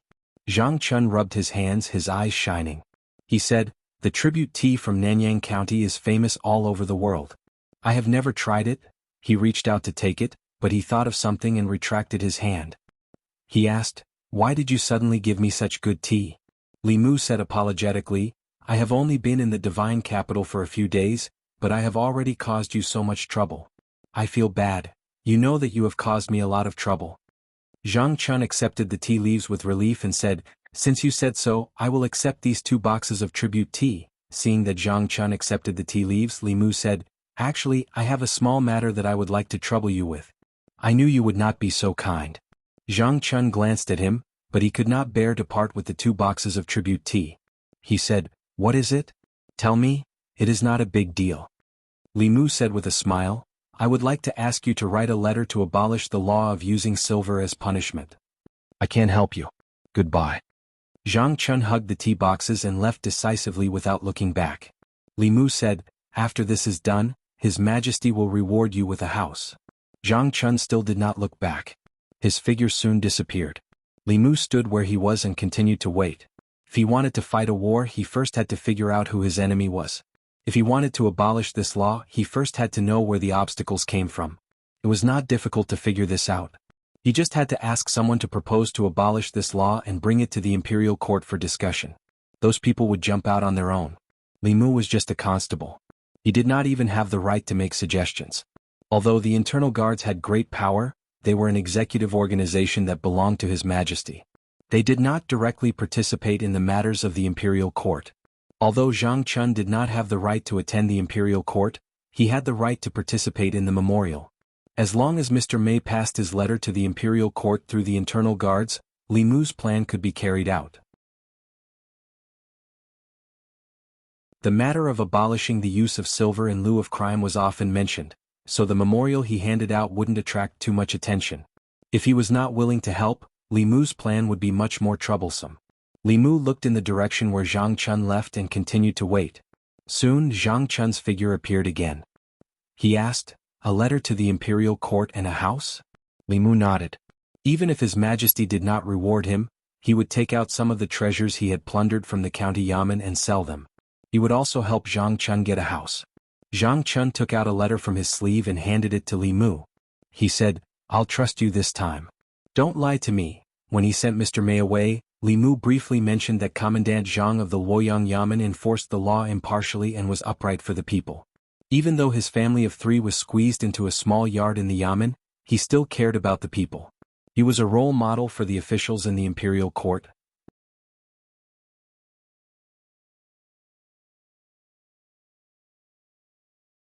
Chapter 213. After returning to her residence in the government office, Xiao Bai sat cross-legged on the bed and cultivated with 2 pieces of spiritual jade in her hands. Li Mu took out the ice silk soft armor and the earth-rank flying sword that the Empress had bestowed upon him. He walked to the bedside and said, "You can wear this soft armor. You can also change that sword from before." Xiao Bai shook her head repeatedly. No, this is a gift from Her Majesty to benefactor." Li Mu said, "Be good. Just take it when I tell you to. I have better things." Lu Hanyin and Wan Wan were on Mount Baiyun and did not lack treasures. Xiao Bai only had the sword that Li Mu had given her from the government office. The Empress's reward this time was just enough to help her upgrade her equipment. Li Mu took out Xiao Bai's previous sword and swung it at the Earth-grade flying sword. The Earth-grade flying sword was undamaged, but a chip appeared on the previous sword. The difference in quality of magic treasures was very difficult to make up for with nurturing. Xiao Bai obediently put on the soft armor and put away the flying sword. She said, "Thank you, benefactor." Li Mu sat on the bedside and patted her head. He said, "We're family. There's no need to thank me." Xiao Bai rubbed her head against Li Mu's hand. Li Mu sat cross-legged on the bed and cultivated with her. Before the inner guard had news, all he had to do was wait. During this time he planned to use the mental power in his body to cultivate. By now, Li Mu had a deep understanding of mental power. This power existed in his body and could increase the speed at which he guided spiritual qi. Whether it was guided from heaven and earth or absorbed from spiritual jade, it was several times faster than when he did not use mental power. In other words, this was using hard work to make up for the lack of innate talent. Some cultivators with mediocre aptitude and no special constitution could cultivate as fast as those with pure yin, pure yang, and 5 elements bodies if they were supported by a large amount of telekinesis. There were many ways to obtain psychokinesis. Buddhists could enlighten the world, Taoists could exterminate demons and devils, the imperial court could govern the country, or like Li Mu, punishing evil and upholding justice for the people, they could obtain psychokinesis from the people. There were also some heretical sects that established their own sections. They obtained psychokinesis by fooling the common people and recruiting believers. In the end, psychokinesis was just a kind of subjective emotional power produced by humans. If the common people were brainwashed and became fanatical believers of the heretical path, the psychokinesis they produced would be several times or even dozens of times that of a normal person. These corrupt path believers were the most dangerous. With just the slightest bit of enticement, they would disregard their own lives and do some extremely dangerous things. Therefore, the imperial court had always spared no effort to exterminate this kind of heretical cultivation. Under the urging of psychokinesis, the spiritual jades were absorbed by Li Mu at a speed visible to the naked eye and turned into dust. Li Mu had entered the spirit concentrating realm for some time now. His magical power had also increased by quite a bit compared to the beginning. However, he was still very far away from the 4th realm. The magical power needed to advance to the next level was like a bottomless pit. With Li Mu's constitution, it would take several years for him to cultivate normally, and this was under the condition that he had the support of spiritual jades. If he were to dual cultivate with Lu Hanyin, this time could be shortened to a year. If he could obtain psychokinesis from the common people of Luoyang, the time it would take would be even shorter. After a small increase in his magical power, Li Mu tried the 9 syllables mantra again and discovered that he could already use the swordsman formula. Of the first 4 words of the 9 syllables mantra, the confrontation formula was a thunder technique. With Li Mu's spirit concentrating realm cultivation, he could at most release a few bolts of heavenly purple thunder. Under normal circumstances, only transcendent realm cultivators had the opportunity to come into contact with thunder techniques. The heavenly purple thunder was an advanced thunder technique used by 5th realm cultivators in the destiny realm. A Dao technique that could surpass 2 levels was considered superior among all Dao techniques. Although this type of purple thunder could not cause much damage to 5th realm cultivators, it was enough to crush 4th realm cultivators in terms of level. Li Mu had already mastered the army formula and the fighting formula. Now he could also easily use the swordsman formula to directly mobilize the power of heaven and earth to recover his magical power. When he was in the prefecture city, Li Mu had already experienced the last few moves with the help of Chu Jiang of Gojoseon's great formation of 18 prisons. However, to truly use his own magical power, he would probably have to wait until he reached the transcendent realm. Early in the morning, Li Mu brought Xiao Bai and patrolled the Luoyang as usual. When they passed by the palace city, they could not help but take a few glances inside. Without any special circumstances, the Great Zhou Court Assembly was held once every 3 days. He wondered what the situation was like in the court today. Ziwei Palace. Today's court assembly was still a stage for the old party and the new party. After the officials from both sides engaged in intense debate regarding several court matters, each side gained something and each side lost something. As usual, Her Majesty, the Empress, whose figure could only be vaguely seen behind the curtains, still did not speak. The court assembly was still hosted by her personal female official. At this moment the officials were discussing a memorial. This memorial was from a minor official in the Luoyang Yamen. It bypassed the Minister of Governmental Affairs and passed directly to Her Majesty through the inner guards. Generally speaking, officials of the 4th rank and above were qualified to pass memorials directly to Her Majesty. Those below the 4th rank would first pass memorials to the Minister of Governmental Affairs. If necessary, the Minister of Governmental Affairs would then pass them to Her Majesty. However, there were also some officials who would take advantage of the situation and pass memorials directly to Her Majesty through various methods, hoping to gain Her Majesty's appreciation and take a shortcut to the officialdom. They would reach the heavens in one step and soar to the clouds. The memorial was written in hopes that the court would abolish the law of using silver in lieu of crimes in the Great Zhou's law. This matter was occasionally raised by officials in the court, but in the end, it was left unsettled. After all, for most people in the court this law was beneficial to them. Even if a portion of them agreed to abolish it, they would still remain silent after considering their own interests. A few officials from the censorate were the first to step forward.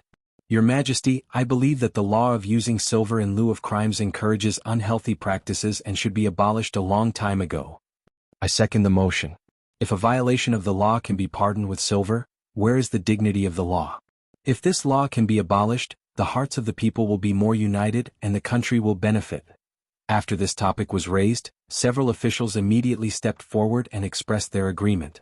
Not long after, an official from the Ministry of Revenue stepped forward and said, "A portion of the revenue of the national treasury comes from silver in lieu of crimes. If it is abolished, I'm afraid the national treasury will be tight." The first official to step forward said, "Lord Wei, don't you think that using silver in lieu of crimes will cause the court to lose the hearts of the people?" The official from the Ministry of Revenue did not deny it. He said, "Although this law has lost some of the hearts of the people, it has been implemented for so many years, and the court has always been stable. Governing a country is not settling cases. Cannot be purely based on right and wrong. It has to be balanced. If the national treasury loses this portion of revenue each year, where will the repair costs of the imperial city's yamen, the salaries of the officials, and the disaster relief funds allocated to the various prefectures come from?" The official opened his mouth but did not know how to refute.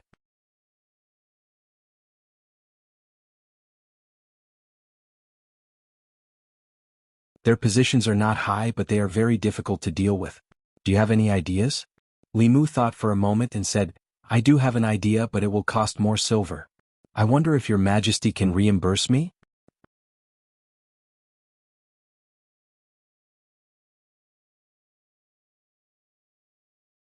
Chapter 214.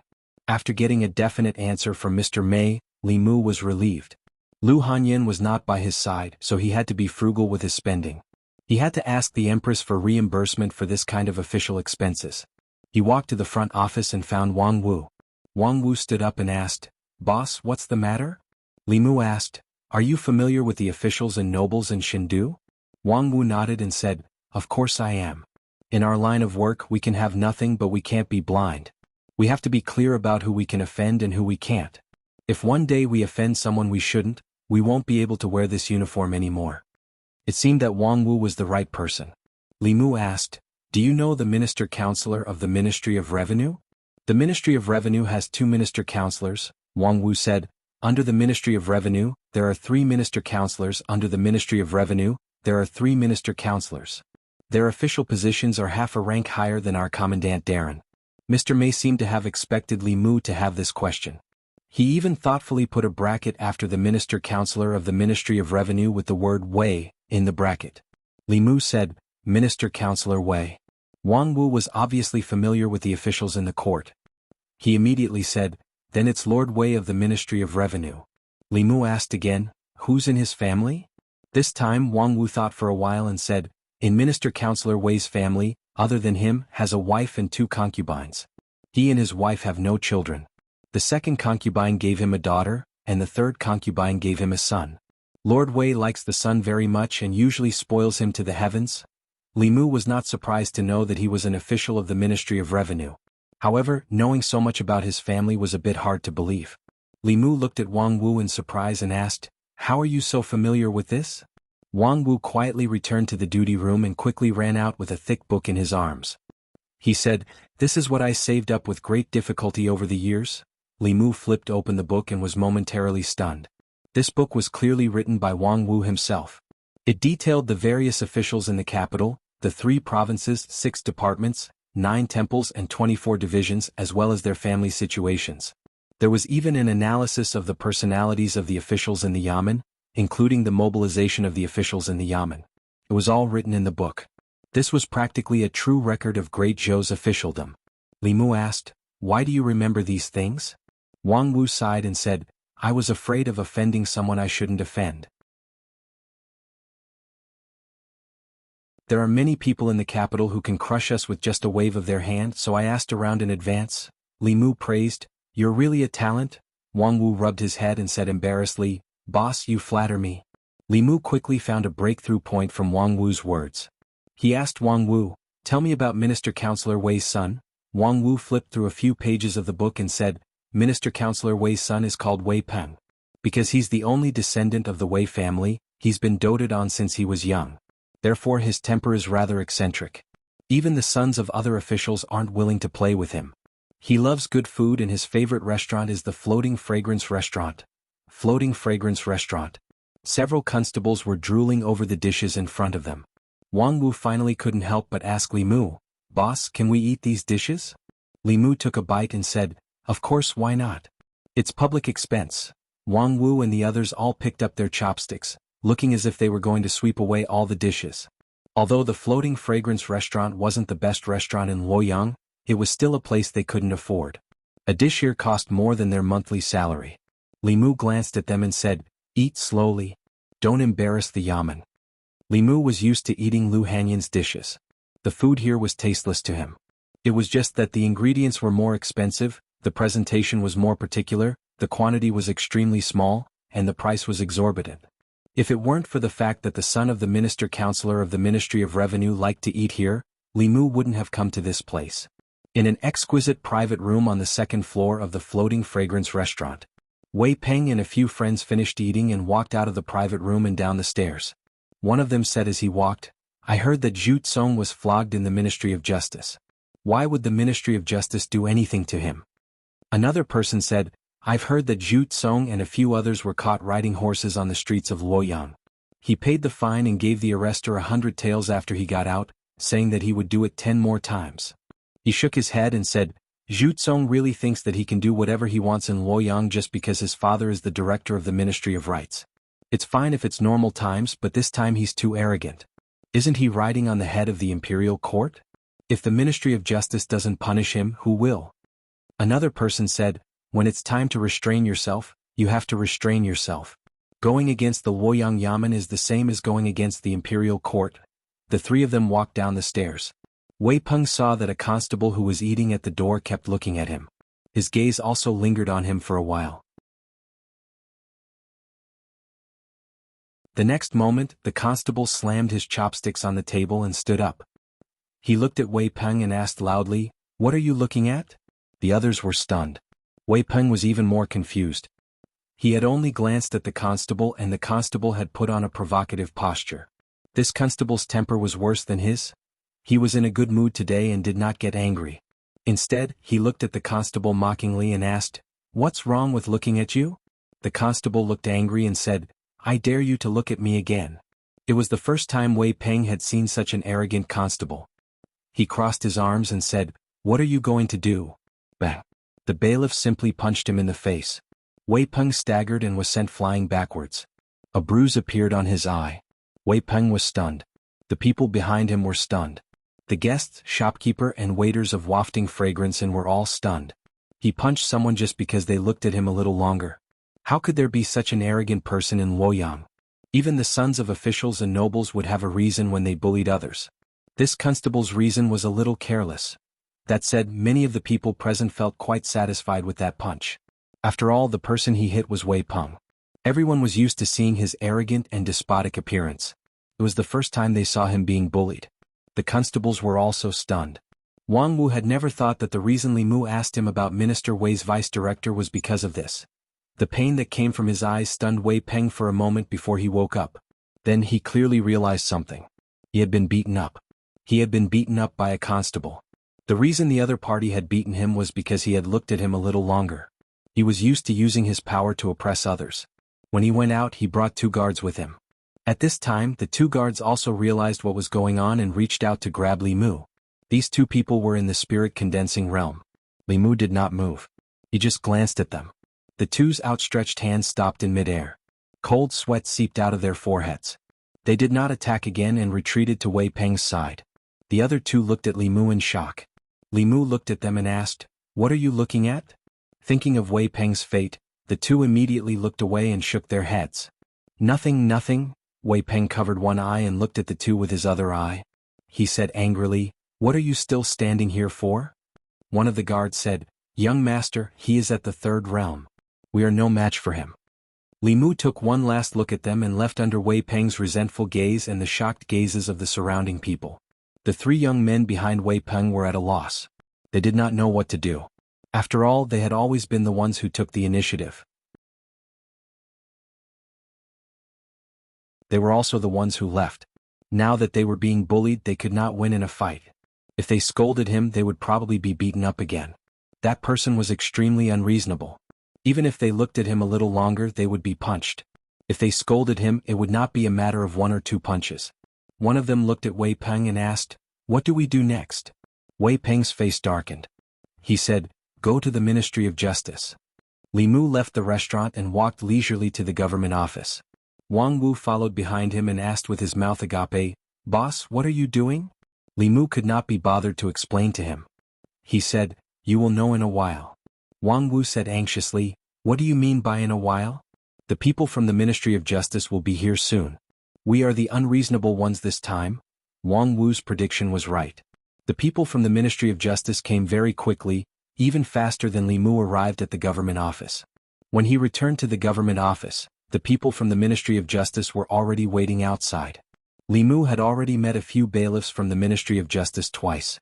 The leader looked at him with a cold smile and said, "Constable Li, I'm afraid we'll have to trouble you to come with us." Li Mu did not refuse. He said, "Let's go." Xiao Bai ran out of the government office and asked softly, "Benefactor, what's the matter?" Li Mu said, "Nothing. You stay in the government office first. I'll be back in a while." The bailiff from the Ministry of Justice had a mocking expression on his face. Last time he was the reasonable one. Under the threat of the internal guards, the doctor did not dare to judge randomly. This time he was the one who beat someone first. The reason was in the Ministry of Justice. As long as the doctor handled the case fairly, he would have to go in standing and come out lying down. Li Mu originally wanted Xiao Bai to stay in the government office, but she insisted on following. Li Mu let her go. It was Li Mu's 2nd time in the court of the Ministry of Justice. The doctor of the Ministry of Justice sat on the top. Wei Peng and his bad friend stood on the side looking coldly at Li Mu. The doctor knocked on the gavel and asked, "Li Mu, Wei Peng said that you beat him up for no reason. Is this true?" Li Mu explained, "Who told him to look at me?" The doctor said in a low voice, "He only looked at you and you beat him up?" Li Mu looked at Wei Peng and asked, "Haven't they done this kind of thing before?" The doctor knocked on the gavel again and said, "I don't care about the past. I only want to ask about the present. Did you beat Wei Peng up for no reason at Spring Fragrance Brothel?" Li Mu nodded and said, "Yes. Since you've admitted to the crime, there's nothing left to interrogate." The doctor sneered and said, "Men, drag him away. Give him 20 beatings and throw him into the Ministry of Justice's prison for 7 days." He looked at Li Mu with satisfaction. Last time the internal guards were there and it was Zhu Tsong who made the mistake first. He had no choice but to let him walk out of the government office. But this time was different. This time, Li Mu beat Wei Peng first, and Wei Peng did not do anything from the beginning to the end. This case could not be simpler. Even if the Heavenly Emperor came today, he would still be guilty. When the two bailiffs from the Ministry of Justice came up, Li Mu suddenly stretched out his hand and said, "Wait." The doctor said, "Do you have anything else to say?" Li Mu raised his head and said, "According to the laws of the Great Zhou, Volume 2, Article 13, those who beat up others for no reason can be punished with less than 20 beatings and imprisoned for less than 7 days, depending on the severity of the injury. Wei Peng's eyes are bruised, but it's only a minor injury. Sir Doctor, you sentence me to 20 beatings and imprisonment for 7 days. This is an abuse of punishment. According to the laws of the Great Zhou, Volume 25, Article 47, any official who abuses punishment will be fined a month's salary for a light punishment, or removed from office for a heavy punishment." The doctor looked at Li Mu, who was calmly explaining the laws of the Great Zhou to him, and felt as if there was something stuck in his chest. He could not swallow it, but he could not spit it out either.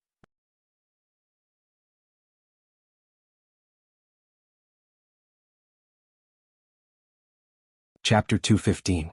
What made the director of the Ministry of Justice gloomy was that Li Mu had said so much, and every word he said was reasonable. According to the laws of the Great Zhou, as long as no serious injuries or deaths were caused, the maximum punishment for fighting would be 20 strokes of the cane and 7 days of imprisonment. Wei Peng only had a black eye, which was a light injury among light injuries. If he was sentenced to the most serious crime of fighting, he might not be able to convince the public. He was not afraid of not being able to convince the public, but he was afraid of not being able to convince the internal guard. This was a clear abuse of power, and a heavy punishment was a light crime. The internal guard was a sharp sword hanging over the heads of the officials of the divine capital. If this sword fell, even if he could keep his head, he would definitely not be able to keep his position. However, if he downplayed this matter, he would not be able to swallow the anger in his heart. He was a constable and catching people was his job. Why would he study the laws of the Great Zhou? The director of the Ministry of Justice took a deep breath. After calming himself down, he said, "I won't imprison you. 10 strokes of the cane isn't an abuse of punishment, right?" Li Mu nodded. "Of course not. After all, the law was only a reference. It could not be so precise as to how a black eye should be punished. As for how the punishment should be, it was up to the judge to decide the punishment according to the actual situation. This was the authority of the judge." The director of the Ministry of Justice waved his hand and said, "Men, drag him out and execute him." He could choose not to imprison him, but he had to beat him. If he did not make Li Mu lose half his life today, he would not be able to appease the hatred in his heart from being humiliated twice. Although this person was a constable, he was still inexperienced. He probably did not know that the bailiffs of the Ministry of Justice had long been trained to be skilled. They could beat someone 100 times with the cane and only hurt the flesh. They could also beat someone to death within 10 strokes. Whether it was 10 strokes, 20 strokes, 100 strokes or 200 strokes, they could all achieve the same result. The director of the Ministry of Justice gave the two bailiffs a look. After the two understood, a trace of fierceness appeared in their eyes. "Wait." Li Mu stretched out his hand again. The director of the Ministry of Justice said angrily, "What else do you want?" Li Mu slowly said, "According to the law of the Great Zhou, Book 2, Article 13, the crime of fighting can be substituted with silver. And according to the law of the Great Zhou, Book 50, Article 1, it explains the substitution of silver. 1 cane can be substituted with 1 tael of silver. 10 canes, that is 1 tael of silver." Li Mu took out a piece of silver from his bosom and walked to the table where the director of the Ministry of Justice was sitting. He placed the silver on the table and said, "There's more than 1 tael of silver here. Keep the change." The director of the Ministry of Justice opened his mouth, but did not know how to refute. The silver of guilt was a rule set by the previous emperor, and it was still in use today. In today's morning court, he even stood out to oppose the proposal to abolish the silver of guilt. In other words, Li Mu's actions were in accordance with the law. However, this law had always been used by the Ministry of Justice to protect their accomplices. When had it ever been used on themselves? Li Mu looked at the director of the Ministry of Justice and asked, "Is there a problem?" The director of the Ministry of Justice did not speak. He could not deny Li Mu because denying Li Mu was the same as denying himself. A few hours ago he was still in court, arguing that the silver of guilt was beneficial to the country, and not a tool used by some party for personal gain. If he did not allow Li Mu to use the silver of guilt, he was afraid that the internal guards would immediately accuse him of abusing his power for personal gain. That would be the end of him. The director of the Ministry of Justice shook his head and said, "No problem." Li Mu said, "If there's no problem, I'll go back first. See you next time." Wei Peng had been standing to the side and watching. At this moment he could no longer hold back.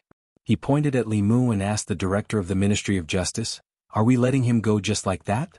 The director of the Ministry of Justice said with a dark expression, "According to the law, he paid the silver and it was enough to pay for his crime." Wei Peng cursed angrily, "Which idiot made this bullshit law? Where is the justice?" Li Mu, who already had one foot out of the hall of the Ministry of Justice, pulled back the foot he had taken. He turned around and walked back. He looked at the director of the Ministry of Justice and asked, "Did you hear that?"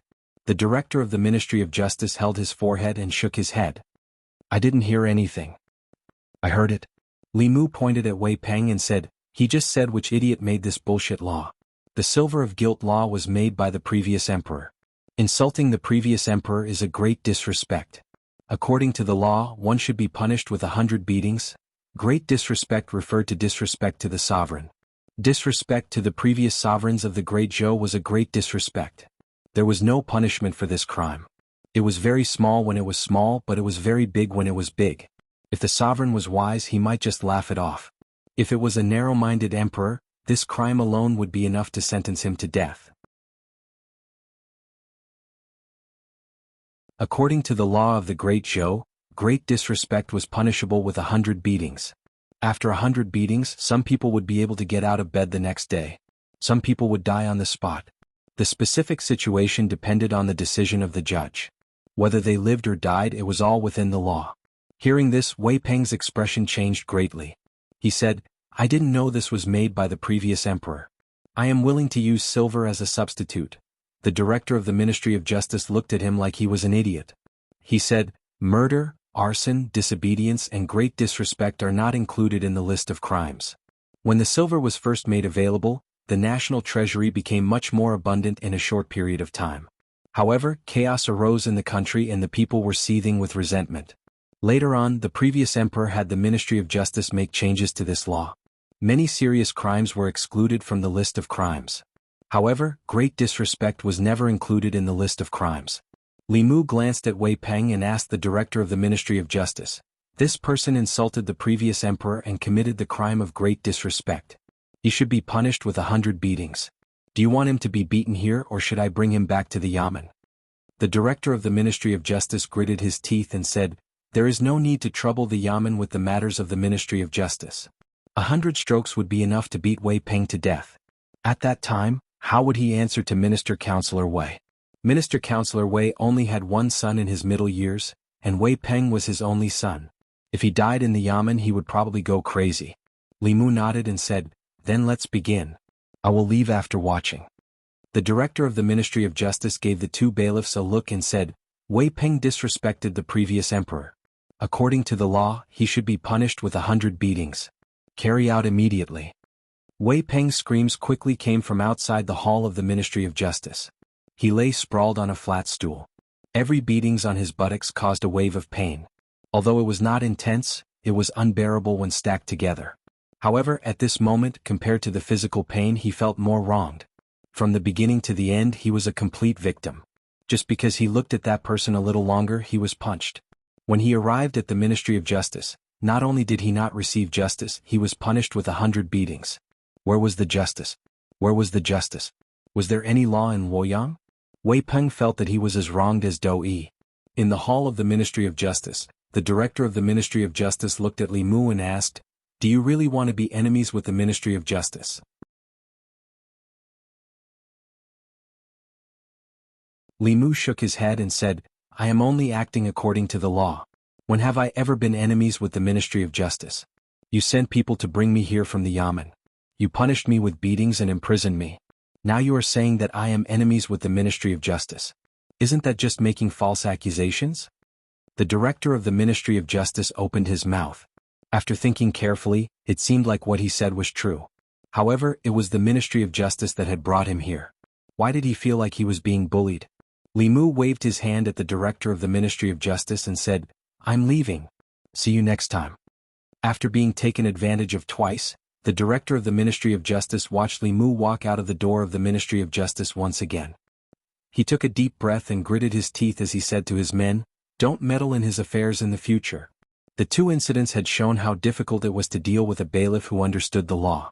The director of the Ministry of Justice had already understood the principle that it was easier to invite the devil in than to send it away. Out of sight, out of mind.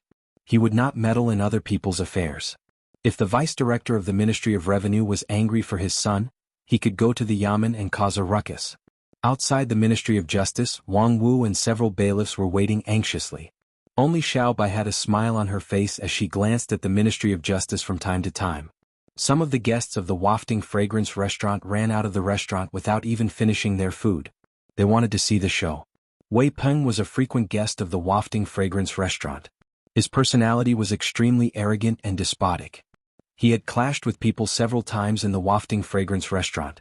In the end, the side that was clearly in the right had to grovel and apologize to him. Everyone had disliked him for a long time.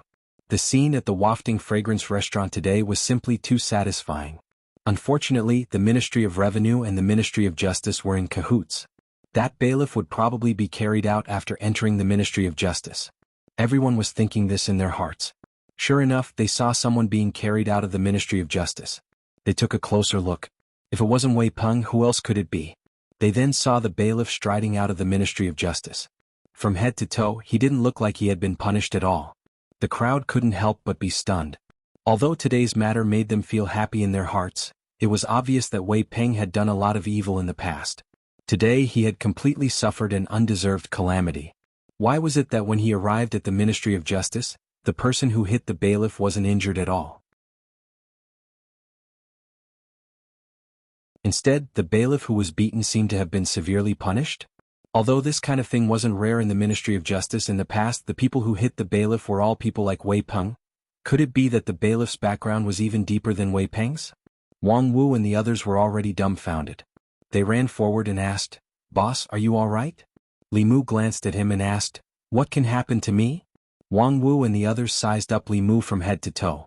Then they began to look at him with reverence. After hitting the people of the Ministry of Justice, he could make the Ministry of Justice hit his own people again. In the end, he walked out of the Ministry of Justice safely. Other than him, who else could it be? Everything that happened in the Ministry of Justice couldn't escape Xiao Bai's ears. She raised her head and looked at Li Mu with little stars in her eyes. She said, "If benefactor is a fox, he must be the smartest fox." In the Ministry of Justice, the director of the Ministry of Justice paced around the hall and muttered, "Something's wrong. Something must be wrong." A figure stood at the door and asked, "What's wrong?" The director of the Ministry of Justice raised his head and immediately said respectfully, "Lord Assistant Minister." The Assistant Minister of Justice asked, "What's wrong?" The director of the Ministry of Justice scratched his head and said, "The one who hit the bailiff was fine. Instead, the one who was beaten was punished with a cane. What was wrong became right, and what was right became wrong." The Assistant Minister of Justice glanced at him and said indifferently, "According to the law, no one is wrong, but right and wrong are reversed and black and white are mixed up. Then the one who is wrong is the law."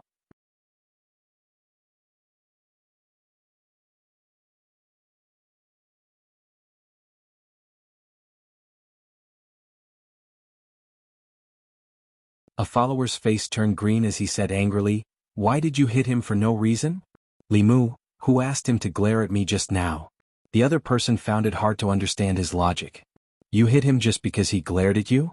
Li Mu asked, "Half a month ago wasn't there someone who was beaten up by you just because he blocked his way?" The attendant pointed at Li Mu, speechless for a moment. The young master dared to do this because his father was the director of the Ministry of Justice. Did this insignificant constable have a father who was also a director of the Ministry of Justice? They might not be able to beat him, but they did not dare to either. The attendant said sternly, "As a constable, you hit someone for no reason. Come with us to the Ministry of Justice for trial. They did not dare to attack and arrest people on the streets of Luoyang. However, it was different at the Ministry of Justice. The young master's father was the director of the Ministry of Justice. Even when they were in the wrong, he could let them off the hook. Moreover, they were in the right this time. Fine. Li Mu sheathed his sword and swaggered towards the Ministry of Justice. The attendant looked at Yang Xiu and asked, "Young master, are you all right?" He had just returned to Luoyang and was punched by someone. Yang Xiu covered his eyes and said with a dark expression, "Return to the Ministry of Justice." A few attendants followed behind Li Mu. Coupled with Li Mu's constable attire, those who did not know would think that they were the ones who had committed the crime. At this moment, they realized that this person was probably the constable of Luoyang who had made Wei Peng suffer. If he could make Wei Peng suffer in the Ministry of Justice, it meant that he was quite capable. However, their young master was different from Wei Peng. Their young master was the son of the director of the Ministry of Justice. Going to the Ministry of Justice was like going home. How could he be bullied in the Ministry of Justice? Wei Peng followed behind Li Mu and glared at him fiercely. His attendants also looked fierce as if they could already see what would happen to him. Ministry of Justice. The director of the Ministry of Justice was drinking tea in the side hall. He had yet to calm down. As the director of the Ministry of Justice, it was a great humiliation for him to be played by a lowly bailiff in his territory. Whenever he heard Li Mu's name, he would have a headache. Why was there such a lunatic in Luoyang? Soon, a constable came to report that Li Mu was here again. The director of the Ministry of Justice was stunned. He put down his teacup and said angrily, "He only left a few hours ago. Why is he here again?" He knew that Li Mu had come to the Ministry of Justice without fear. If he went out, he would be angered. He waved his hand and said, "Tell him that I'm not here. Tell him to return to his yamen." The constable said helplessly, "But he hit young master this time." "What?" The director of the Ministry of Justice stood up abruptly and ran to the front hall. When he saw his son standing there with one of his eyes bruised, he could no longer hold back his anger. He pointed at Li Mu and shouted, "Li, what the hell do you want to do?" Li Mu sighed and said, "I'm sorry, Sir Director. Sometimes I can't control my temper. You can punish me however you want." "I deserve this." Yang Xiu covered his eye and said loudly, "Father, flog him 20 times and lock him up for 7 days. Li Mu couldn't help but look at him. As expected of the son of the director of the Ministry of Justice. He was clearly familiar with the laws of the Great Zhou. The director of the Ministry of Justice looked at Li Mu and said with a gloomy face, "In one day, you've provoked trouble twice. As a constable, you knowingly broke the law. Your crime is even worse. I'm not going overboard with flogging you 20 times, right?" "It's not." Li Mu took out 2 pieces of silver and said, "These are 2 taels of silver. Sir, please keep them well." The director of the Ministry of Justice's eyelids twitched. He said, "You've already used silver to pay for your crime today." Li Mu smiled and said, "The laws of the Great Zhou don't stipulate that I can only pay for my crime once a day. Could it be that Sir Director wants to abuse your power for personal gain because it's your son who's involved in the case?" The director of the Ministry of Justice's eyelids twitched wildly. The anger in his heart could no longer be suppressed. He had never thought of himself as a good person. But today, in front of Li Mu, he finally understood what the true power of evil was. Using the law to repeatedly trample on justice made people want to grind his bones and scatter his ashes. He glared at Li Mu and said through gritted teeth, "Do you really think that you can do whatever you want with money? I've already paid my fine. I'll go back first." Li Mu waved his hand and said, "If nothing unexpected happens, we'll meet again." When he reached the door, he turned back and said with a smile, "I'm sorry. You really can do whatever you want with money. Haven't you always been like this?" Yang Xiu pointed at Li Mu's departing figure and asked, "Father, are you just going to let him go like this?" The director of the Ministry of Justice took a deep breath and said in a low voice, "The law is like this. What can I do?" Yang Xiu's chest heaved up and down. He said angrily, "What bullshit law?" Li Mu, who was about to walk out of the Ministry of Justice, paused his steps. Seeing that Li Mu was about to step out of the yamen, the director of the Ministry of Justice slapped his son's mouth and said angrily, "Shut up. This law was set by the previous emperor. Who are you to question it?" Li Mu sighed and walked out of the Ministry of Justice. Yang Xiu covered his face with an innocent expression.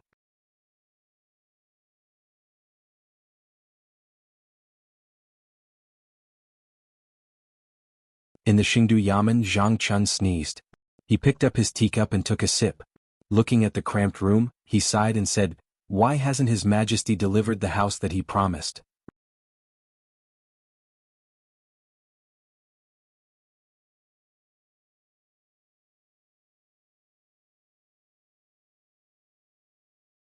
Zhu Tsong lowered his head, not daring to look at Li Mu.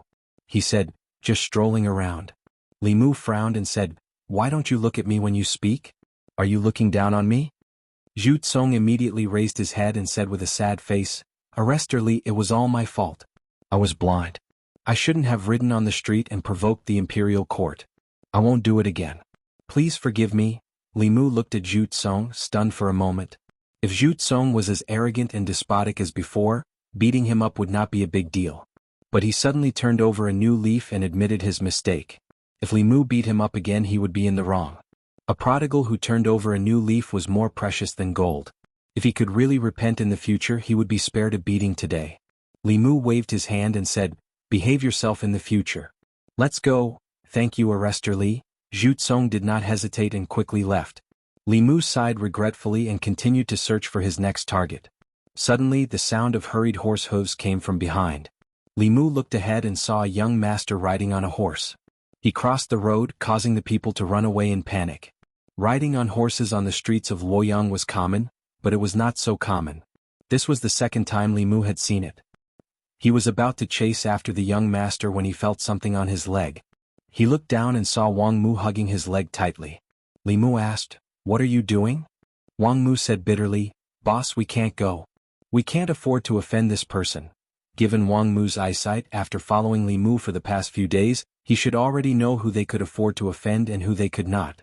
Even in such a situation, Li Mu was still so determined to drag Li Mu along. This showed that this person's background was indeed not small. Li Mu asked, "Who is he?" Wang Mu said, "A disciple of the Zhou family." A disciple of the Zhou family. Although there were only 4 words, it was very important in the hearts of the people, officials, and nobles in Luoyang. Although the royal family had no relatives, and since the empress ascended the throne, the relationship with the Zhou family was not as close as before. But now the Zhou family was undoubtedly the #1 family in Great Zhou. The Zhou family and their vassal forces controlled half of the imperial court. The Zhou family's ancestor was a peak 6th realm cultivator. The family recruited countless cultivators including Dong Xian. In Luoyang, even the Xiao family was inferior to the Zhou family. Lord Zhang had once warned Li Mu that the Zhou family was first among the people and forces that he could not afford to offend in Luoyang. Even if Li Mu had internal guards behind him, he could not afford to offend this family. Wang Mu hugged Li Mu's leg tightly and said, "Boss, listen to me. This is really not something we can afford to offend."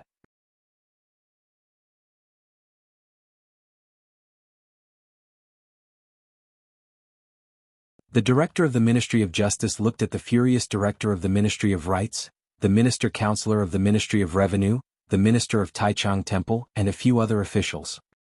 He rubbed the space between his eyebrows but did not speak. His son had been beaten 100 times and had not fully recovered even now. His concubine had been causing trouble at home every day. The minister-counselor of the Ministry of Revenue looked angrily at the director of the Ministry of Justice and asked, "Sir Yang, don't you have a way to deal with that Li Mu? What can I do?" The director of the Ministry of Justice had been extremely irritated these past 2 days. Seeing that the minister-counselor of the Ministry of Revenue was vaguely blaming him, he said impatiently, "The Ministry of Justice is the Ministry of Justice of the Great Zhou, not my Ministry of Justice. When the officials of the Ministry of Justice do things, they have to abide by the law. Although that Li Mu is arrogant, everything he does is within the law. What do you want me to do?" The director of the Ministry of Rights said, "Is there really no way at all?" The director of the Ministry of Justice said angrily, "That brat is more cunning than a fox. He is more familiar with the laws of the Great Zhou than I am. He also has the internal guards behind him. Unless the silver is abolished, no one can deal with him." Everyone looked at each other. They could all see a strong sense of helplessness in each other's eyes. In the past, when their children got into trouble, they were the ones who were in the wrong. They thought about how to use the Ministry of Justice to turn big problems into small ones and small ones into nothing. But these past few days the ones who were bullied were them. They were clearly officials of the imperial court. Their children were bullied but they could not use the law to punish the culprit. The feeling of not being able to use the law to punish the culprit made them extremely depressed. The minister of Taichung Temple asked, "Is there no other way besides abolishing the silver?" The director of the Ministry of Justice shook his head and said, "No. Changing the law had always been the responsibility of the Ministry of Justice." The minister of Taichung Temple asked again, "What did the minister and the minister say?" The director of the Ministry of Justice said, "The two of them are busy every day. Why would they care about such a small matter? To them, the matter of paying for the crime was a big matter." However, to the assistant minister and the minister, helping the Shao royal family regain their power was the most important thing. An insignificant change to a law was simply not worthy of their special attention. The minister-counselor of the Ministry of Revenue gritted his teeth and said, "They must be doing this to abolish the silver law." Those who opposed the abolition of the law in the imperial court that day all suffered such revenge. The director of the Ministry of Rights asked, "Who was the one who sent the letter proposing the abolition of the silver law?" The director of the Ministry of Justice said, "The commandant of the divine capital, Zhang Chun."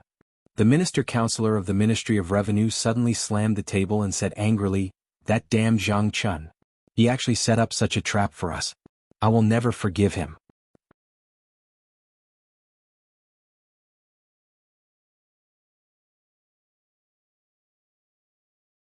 Chapter 218.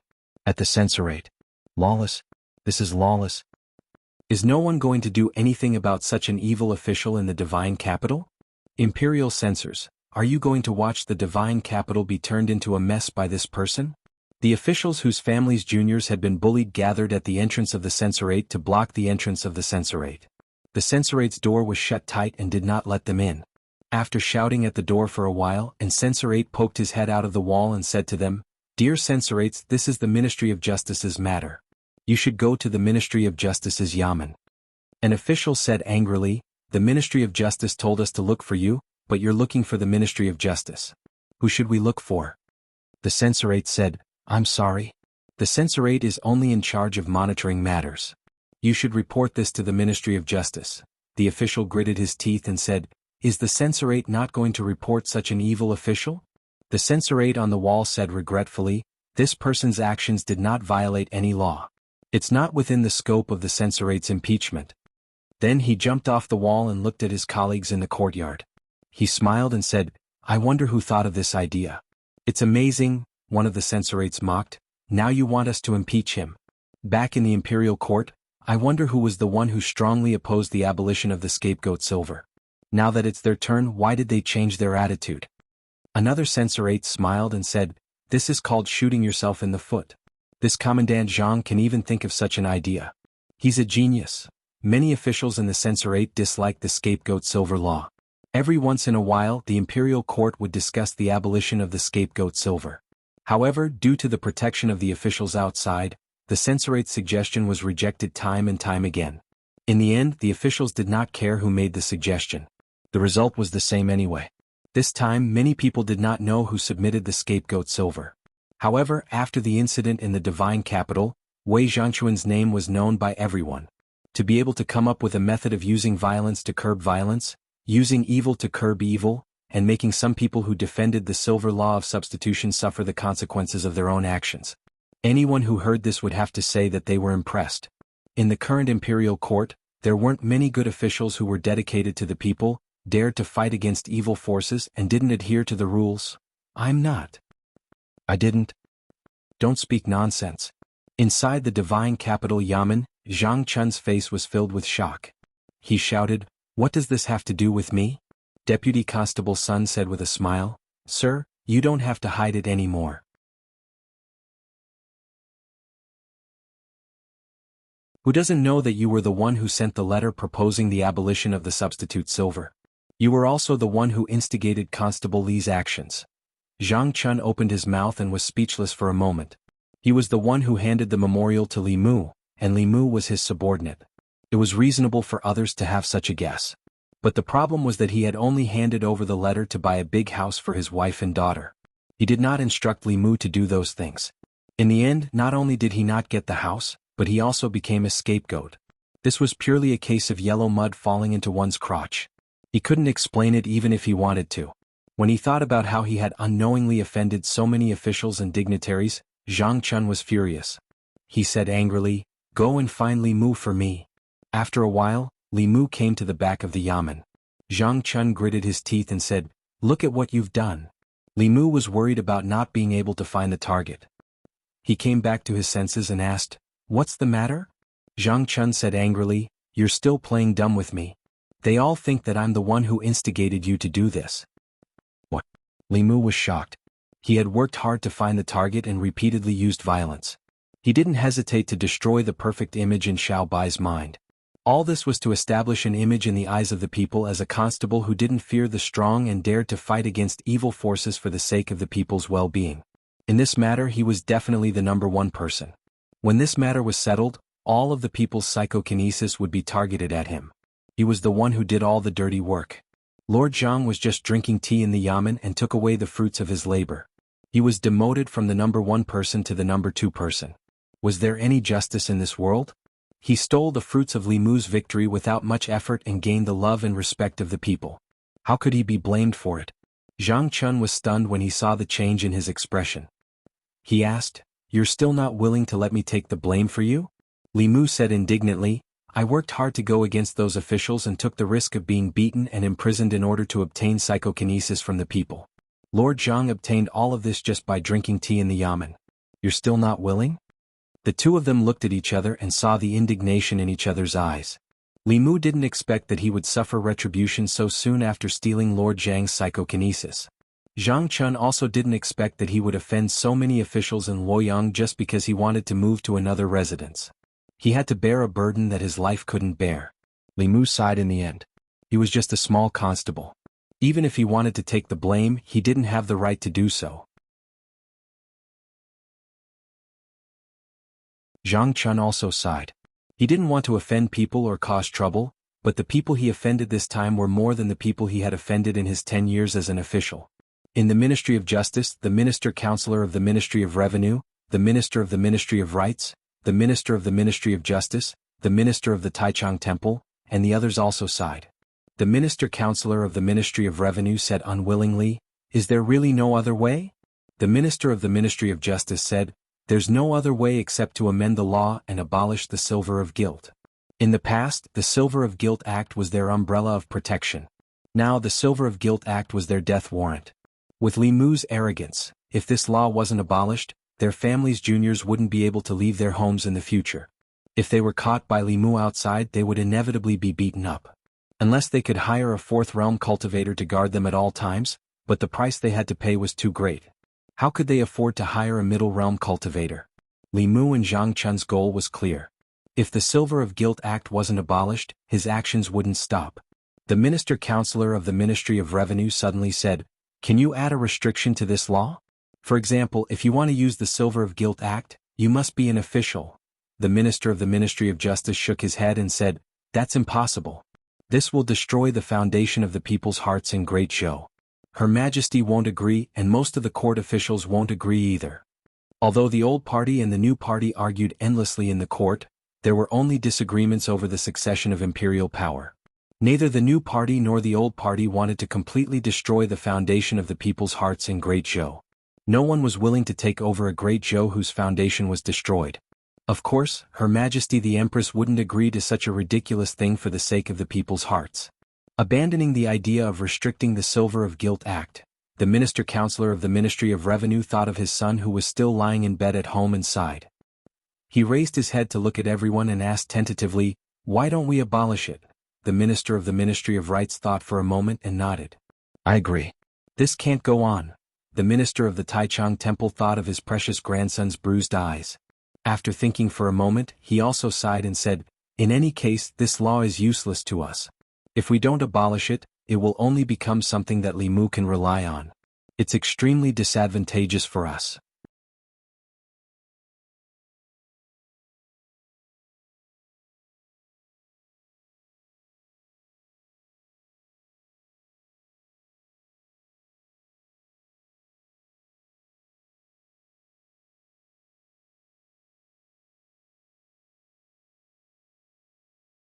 Everyone in Fairy's capital went to the state temple to pray. The Empress looked away from the flower bud and said calmly, "Let's go out and have a look." She turned around and brushed the flower bud with her sleeve. In an instant, the peonies in the garden bloomed. On the streets of Fairy's capital, Li Mu and Wang Wu walked on the streets. There were not many people on the streets that used to be bustling today. At this time, most of the people in Fairy's capital went to the state temple to pray. The substitute silver law had tortured the people for more than a decade since the time of the previous emperor. Today it was finally abolished. The people of Fairy's capital were grateful for Her Majesty's benevolence and went to the state temple to pray. This caused the idea of getting some telekinesis from the people to fail. However, although most of Li Mu's gains were stolen by Lord Li Mu because of the abolition of the substitute silver law, it was only for the imperial court. The people's trust in Li Mu would not decrease. This was all because of his punches on the streets of Fairy's capital. From afar, Li Mu saw a group of people coming from afar. They were all familiar faces to Li Mu. There was Wei Peng, the son of the vice-director of the Ministry of Revenue, Zhu Tsong, the son of the director of the Ministry of Rights, Yang Xiu, the son of the director of the Ministry of Justice, and the grandson of the minister of Taichung Temple. For the past few days, Li Mu had been waiting for them on the street for a long time, but they refused to come out. Now that he finally saw them, he couldn't beat them up for no reason because the silver art of crime substitution had been abolished. When they saw Li Mu, their first reaction was to turn and run. Later they realized that the substitute silver law was abolished. What was there to be afraid of? They strode forward and focused their eyes on Li Mu. They were full of anger. Wei Peng suffered the most from Li Mu. His eyes were the fiercest, as if he wanted to eat him alive.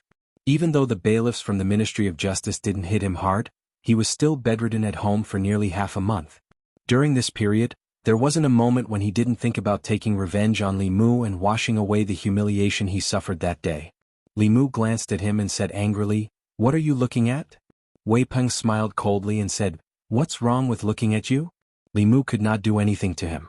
After all, the substitute silver law was changed. He had no reason to beat Wei Peng up. Not only did he have to be beaten up, but he also had to be fined a large sum of money. Seeing Li Mu standing there, Wei Peng twitched the corner of his mouth and asked, "What's wrong? Are you scared?" "This is not like you, Constable Li." Li Mu looked at him and said, "I'm warning you. Don't be too arrogant." Wei Peng mocked, "Being arrogant doesn't violate the law. Why don't you hit me?" Seeing that Li Mu still did not do anything, the mocking expression on his face became more obvious. He arrogantly moved closer to Li Mu's ear and said in a low voice, "Our matter is not over yet." Li Mu picked his ear and said, "What did you say?" "Speak louder. I can't hear you." Wei Peng raised his voice and said, "Our matter is not over yet." Li Mu looked at him and asked, "Are you threatening me?" Wei Peng laughed coldly and said, "So what if I'm threatening you? Is it against the law?" Everyone had mocking expressions. Only Yang Xiu, the son of the director of the Ministry of Justice, was stunned in place. In the next moment he said in shock, "Wei Peng, shut up." As the son of the director of the Ministry of Justice, he had a much deeper understanding of the laws of the Great Zhou than Wei Peng and the others. Using words or violence to threaten and intimidate an official of the imperial court was truly against the law. If the circumstances were minor, they would be detained for 5 days or less. If the circumstances were serious, they would be detained for 5 days or less and be fined money. Yang Xiu wanted to remind Wei Peng, but it was already too late. "You don't know, right? Threatening me is really against the law." Li Mu looked at Wei Peng and shook his head. "Let's go and sit in the yamen. In the future, remember to read more books. There's no harm."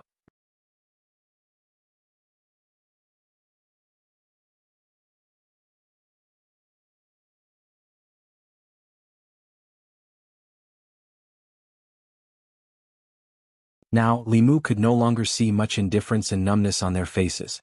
On the surface, the abolition of the silver of guilt law placed the officials and nobles of the divine capital on the same level as the common people. This was the first time in more than a decade that the people of the divine capital were united like never before. This was naturally beneficial to maintaining the stability of the country.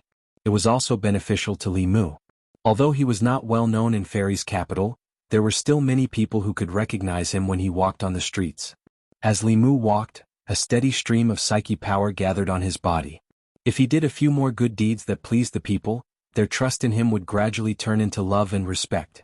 This would allow his 7 emotions to be fulfilled. The shopkeeper of the noodle stall poked his head out of the shop and said to Li Mu, "Constable Li, would you like to sit down and have a bowl of noodles?" It was mealtime. This noodle stall was very tasty. The constables of the yamen often patronized this stall. Li Mu sat down beside the stall and said, "2 bowls of noodles, please." The shopkeeper quickly brought out 2 bowls of steaming hot noodles from the shop and said, "I knew it. Constable Li must have a reason for beating up those officials' sons. Now that the silver of guilt law has finally been abolished, it's good that it was abolished.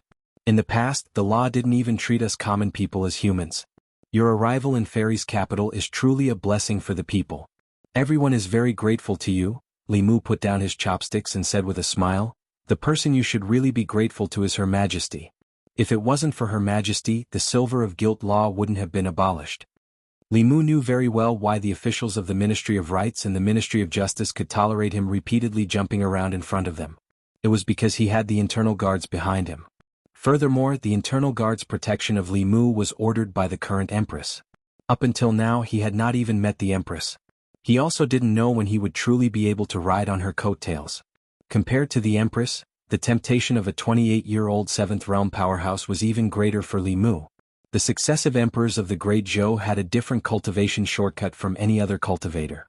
The wisp of emperor's qi nurtured in the imperial ancestral temple could create an upper realm powerhouse for the imperial family. It was precisely because the empress received the recognition of the ancestral temple that she obtained this wisp of emperor's qi that she successfully ascended to the 7th realm. She also had the qualifications to become an emperor.